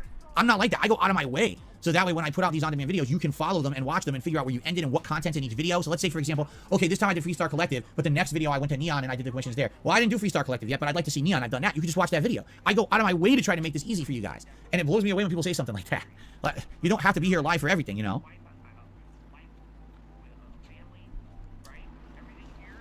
Jade, glad to have you here. Sorry feeling sleepy because of allergies, but hopefully you'll stick around. I mean, we are playing Starfield this stream, so you probably won't be too interested. I've heard you find it pretty boring, right?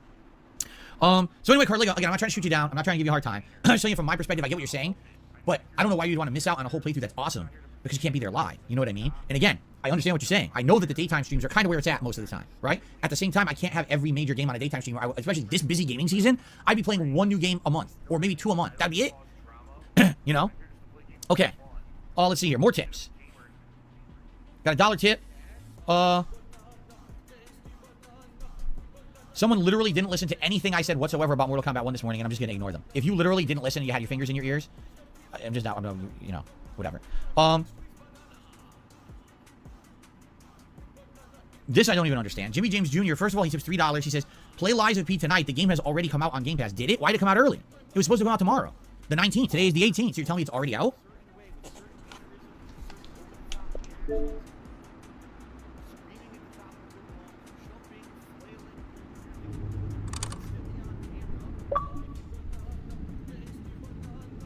The game is already out.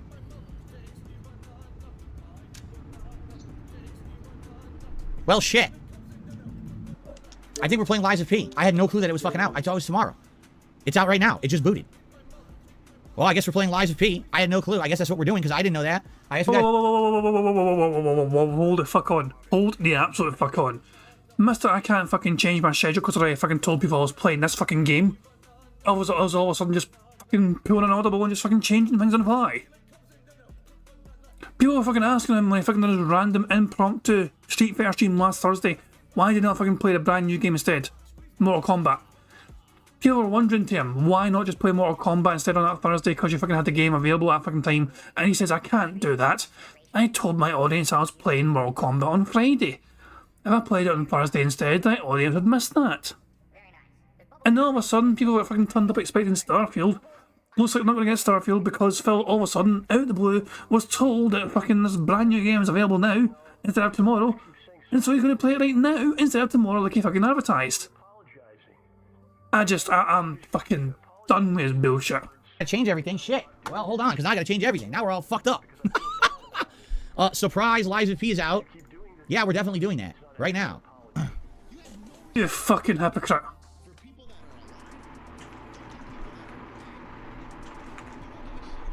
I had no clue it was out right now, at all.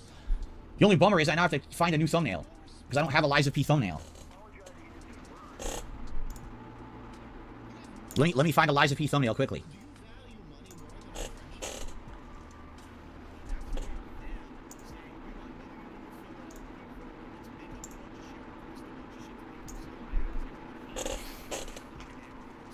Yeah, as far as I can tell, Eddie, Phil's literally just fucking changing it now. Because he got told. Looks like we're doing an on-the-fly swap. You fucking hypocrite, Phil. Yeah. Excuse me. Fucking hypocrite. Oh, free space.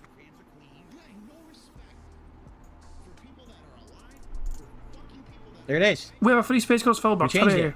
It's the Liza P premiere. So I guess what I should do is I should tweet and post up and tell everyone that we're changing this on the fly. Because I swear it had said that it was coming out tomorrow. Maybe originally it was listed for that, and at some point they changed it, and I never updated. But I swear to God that's what it said. So I guess, you know, well, we're playing it today. I've been dying to play it. But Phil, what about your audience that was expecting you to play Starfield today?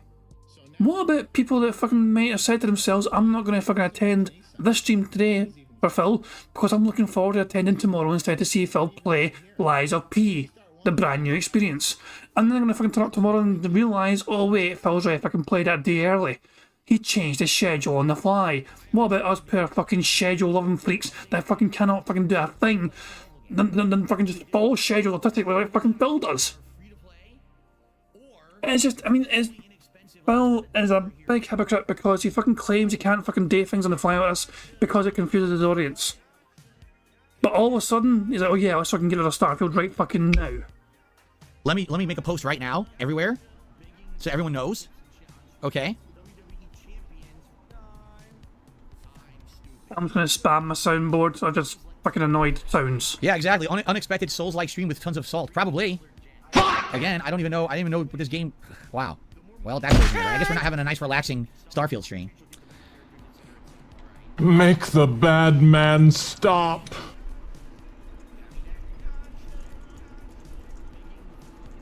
Nice shirt, 25 cents. My biggest fans are idiots.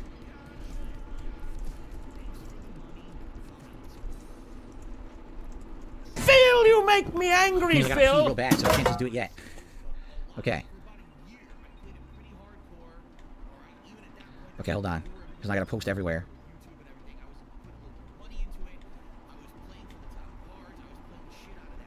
Okay. Shut your So, hole. we'll finish the podcast. I'll take a brief break to use the bathroom. And it's Liza P time. I had no clue. Thank you for telling me, Tipper. Thank you for telling me that Liza P is out. I had no idea whatsoever. Thank you. Now watch viewership skyrocket. Right? P lied. P lied to me. P told me that the game ain't coming out tomorrow. P is a dick. Someone tell P he's a complete dickhead. Alright? Because he's an asshole. He tried to fool me. Okay. Oh, we got another tip. I got a $3.20 tip from Puma Pants. Let's play Liza P. Sure. Let's do it. I'm down for that. Because I've been waiting to see if the game is any good, and we're about to find out. Let's find out if Liza P is good or not. I just received a $2 tip from Big Larry Gaming. With Xbox releases, you gotta check out the exact time. It happens a ton that the release times are weird. Again, I'm telling you, when we did the game schedule, what was it, a month or two ago? It definitely said Liza P came out on the 19th. And I thought, oh, it makes sense. That's a Tuesday. That makes sense. So I had no idea that somehow it got pushed back a day, and no one really said anything until this morning, so I had no idea. Okay. Continuing on the YouTube side of things. Dr. Oink did a super chat, said, hey, Puff Mama, what's for dinner? Chili? I have no idea. Whatever my wife makes when she gets home from work, I think we either have like a soup or hot dogs or something. I don't even know. Carligo, we upped his membership for 28 months. He said, 50% of the fun is the live interaction. I understand. But understand I can't play every single game as a daytime stream. It's just not possible. It's just not going to happen. So again, if you have issue with that, I hear you. But understand I can't clone myself. And you can always follow on demand. You can always have interaction by, if you contribute, I shout out your contribution on the next stream anyway. So let's say it's late night and you happen to be watching on demand my playthrough of Starfield. You have something to say. You could leave a super thanks on the video. I'll see it. You could send a tip. I'll read that tip out on the next stream, and I'll answer your question. Like, it's just as if you were there live, just a little delayed. That's all. Cypress TV just did a super chat. Have you considered making your Raw live streams on demand for members? I know some people offer your streams on demand. Why can't you? Huh? I only meant to say some people offer my streams, you mean some people offer their streams on demand. Because I split the parts up and I edit them purposefully into hour segments with titles so that you know exactly what's in each part and you can watch in a digestible fashion. I also put those into a playlist.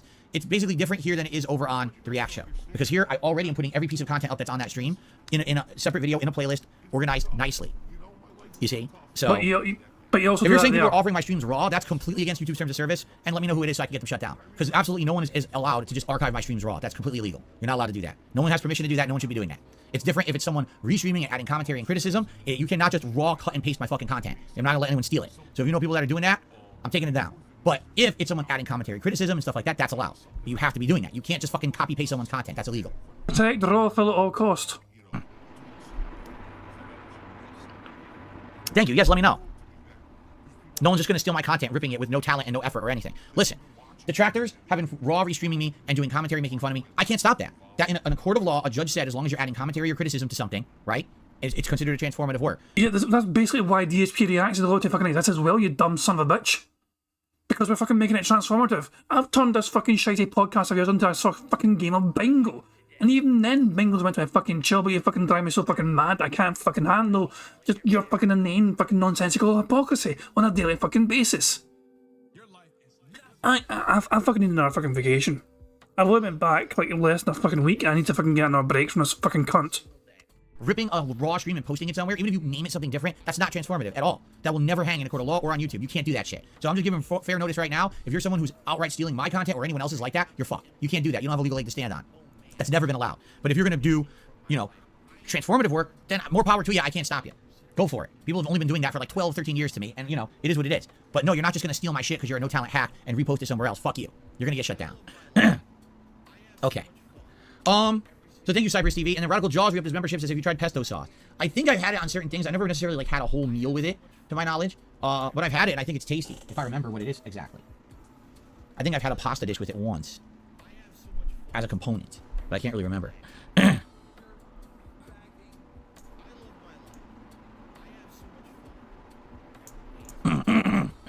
Oh my god, excuse me. Okay. Alright, Jesus, more tips are coming in. I got a 420 tip. Lies of Pepe, let's go. Lies of Pepe. Okay.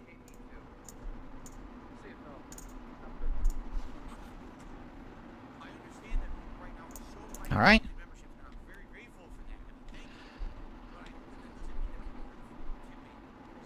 The official release date for I got a $1 tip from someone. They said the official release date for Lies of P actually is tomorrow, but it's available to play now because the publisher is based in South Korea. It already hit midnight there, so therefore unlocked where you are. Well, how was I supposed to know that? Right? How in the holy hell would I have known that? I never would have known that. All right, well, now we know. I think we're good. All right. Here's what we'll do, guys. Let us adjourn. Sorry, we just don't have time for Q&A today. Let's adjourn. I'm going to take a brief break to use the restroom, and we're going to jump right into Lies of P, which I didn't even expect to be out today, but it's out, so we're going to try it. All right? Don't worry, there will still be Starfield. It will still be Starfield this week at some point. When? I don't know. Let's play Lies of P and let's figure this out. We may even do Lies of P tonight, because I had no idea that Lies of P was out early, so we might play it all day today like I originally had planned for tomorrow. We might just do that all day today, depending on how good it is. Okay? Okay, ready? So let's adjourn. Thank you guys for a great show. Please still give me your feedback on Mortal Kombat 1. I still need the feedback. I need to know what's going on. All right? I need to know if you guys want it, what capacity. I hope you'll support it. But for now, on the fly changes, Lies of P Day. Thanks for watching. See you tomorrow. I'll tell you what I thought. Okay, so guys, let's get started here. I'm going to swap over, but I do need to use the bathroom before we begin. Certainly, this is unexpected and pretty unprecedented. Can you tell me of another day when this has ever really happened? A game had come out early, and I didn't realize it, and then someone told me, like, all right, let's just do it. I don't think it's ever happened, but I'm okay with that. That's very weird.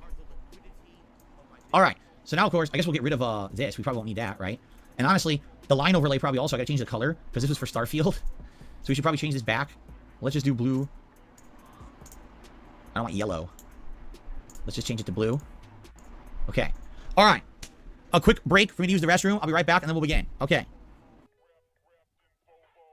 Bill is very giddy all of a sudden because he thinks his brand new Game Pass game will fucking make him some big buckaroos. Starfield got fucking yeeted so fucking hard and so fucking fast. You know, that was fucking ridiculous how fucking quickly he changed it on the fly like that. He has so many times in the past claimed he can't change his fucking schedule on the fly like that because people turn up to his fucking streams, expect him to play the game that he told them he was going to fucking play. It's amazing how quickly that fucking narrative can change based on Phil's pure greed for trying to get day one view money. Let's fucking fast forward. I mean, He's back, he's back. Okay, here we go. He's back. We need 2 more, guys. We need 2 more because we have free space. Alright, guys. Want to talk about an impromptu last-minute swap? I mean, that's the definition of what we're doing right now. This is completely unexpected, but let's do it. I'm waiting to see what this game is. I have literally not at all looked into this game. I have not spoiled myself on this game at all. So this is going to be 100% honest, unaffected reactions to this game. Alright? Jade, I don't know when I'm doing Mortal Kombat now, sadly. Because Jade says, man, I love helping you with the fatalities. I don't know if I like this game or not. I don't know either. I don't know if I'm going to like it or not. And I did like that you helped me with the fatalities yesterday. But I don't know if we're playing Mortal Kombat tonight now. We might be playing this all day because I was supposed to play this all day when it came out. And I had no clue it came out today. It was supposed to come out tomorrow. So, let's see what happens here. Hello, Juan. Yes, I see you spamming the chat. What's going on, Juan? Well, everyone, hello and welcome. This is something completely unexpected. It is called Lies of P. Oh, because a brand new fucking game starts recording straight away. Well, fuck me, that's the end of fucking bingo then. Damn, we're a free space, so I'm going to tick off likes. Burger. 5 in a row. That's concerning. So we're a free space because of the burps, because Phil burped 11 times, but yeah, that's coming into bingo sadly. We were too shy of a full house. And by the way, guys, if you want to see an example of the other pictures available, let me just randomise the image, okay? Some of these pictures were essentially from, from Cypher when they submitted. Like this one was MicroPython Cypher. And that's Darcy DeFill's artwork there. You got from Twitter. And they were back to original anyway. So there we go. Plenty of these pictures anyway available to use as like background images, whatever. Makes the fucking bingo board run just like green over the place. You get to see a fucking picture unfold as we tick off things on the card. But yeah, Phil Burnell. He's on some sort of wee kind of fucking new game high because he's playing Lies of P right now. So let's go to live DSP and see if he's improved on the $39 so far. No, he's not been given a single fucking penny since he fucking started the fucking gameplay. Although I imagine he spent a long time fucking creating his character or some push. Is it even a character creation thing? I don't know. But yeah, fuck, we're done. No glasses as we keep in mind the 1 minute man is not tipped yet, so 1 minute man will tip, which means Phil is guaranteed to hit the tier 1 tips goal for the day stream. Everyone celebrate, hooray. Fuck off, Phil. Anyway, I'm done. DSP pissed me off more than I thought he would have done. I don't know why Phil annoyed me so much today. But it is what it is. Fuck it, I need detox from Phil. I need otters. I need to enjoy the otters being super chill. One's in his wee hole there in the hole in the rock, just fucking like enjoying a wee fucking chill session. The other one's very slowly, lazily just fucking paddling about the pool. Looks like a beautiful day in Monterey Bay. Gorgeous stuff. Oh yeah, that reminds me. Speaking of detox content, I was tagged in a tweet by in an otter place. The sound of a yawning otter.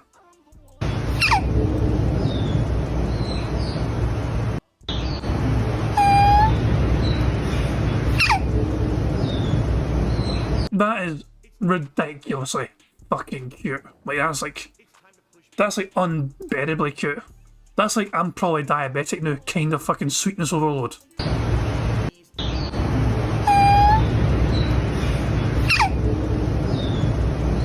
So yeah, that's just fucking just ridiculous.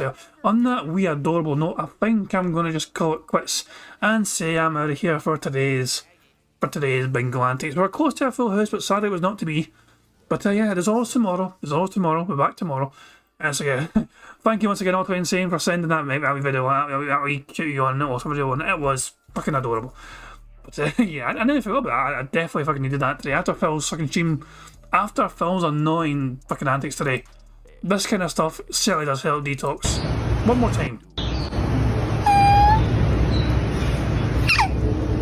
There's that wee squeak at the end as well. It's fucking adorable. But yeah, I'm gonna wrap things up. I'm gonna end things by playing Pixar Animation's amazing video, Notorious P.I.G. contributions. So guys, until tomorrow, hope you enjoy the rest of your Monday.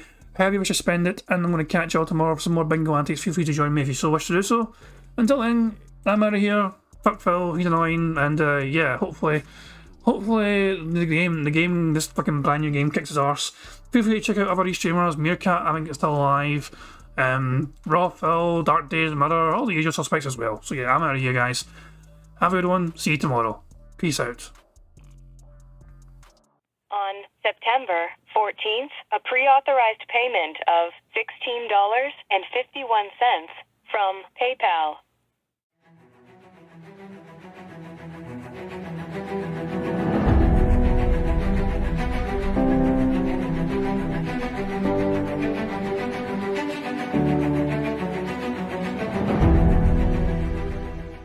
All right, Luna Mills has tipped me $1.30. It says, "I'm back. What's your favorite type of shower?" When you're showered in money. When you go outside, all of a sudden, greenbacks start falling from the sky, and you raise your face up. You're like, oh, you start dancing. You go, oh, money, money, yeah, yeah. All right, I don't know what the hell you're talking about, but thank you for the first tip of the day.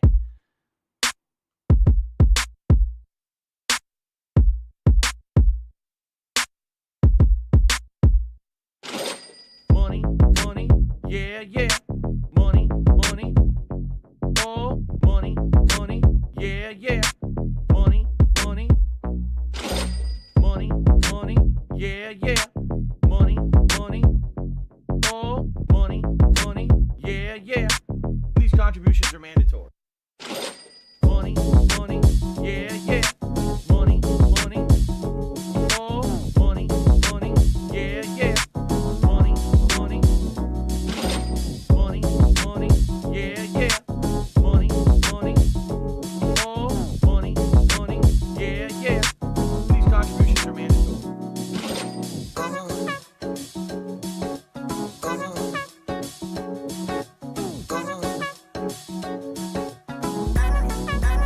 Show me the money.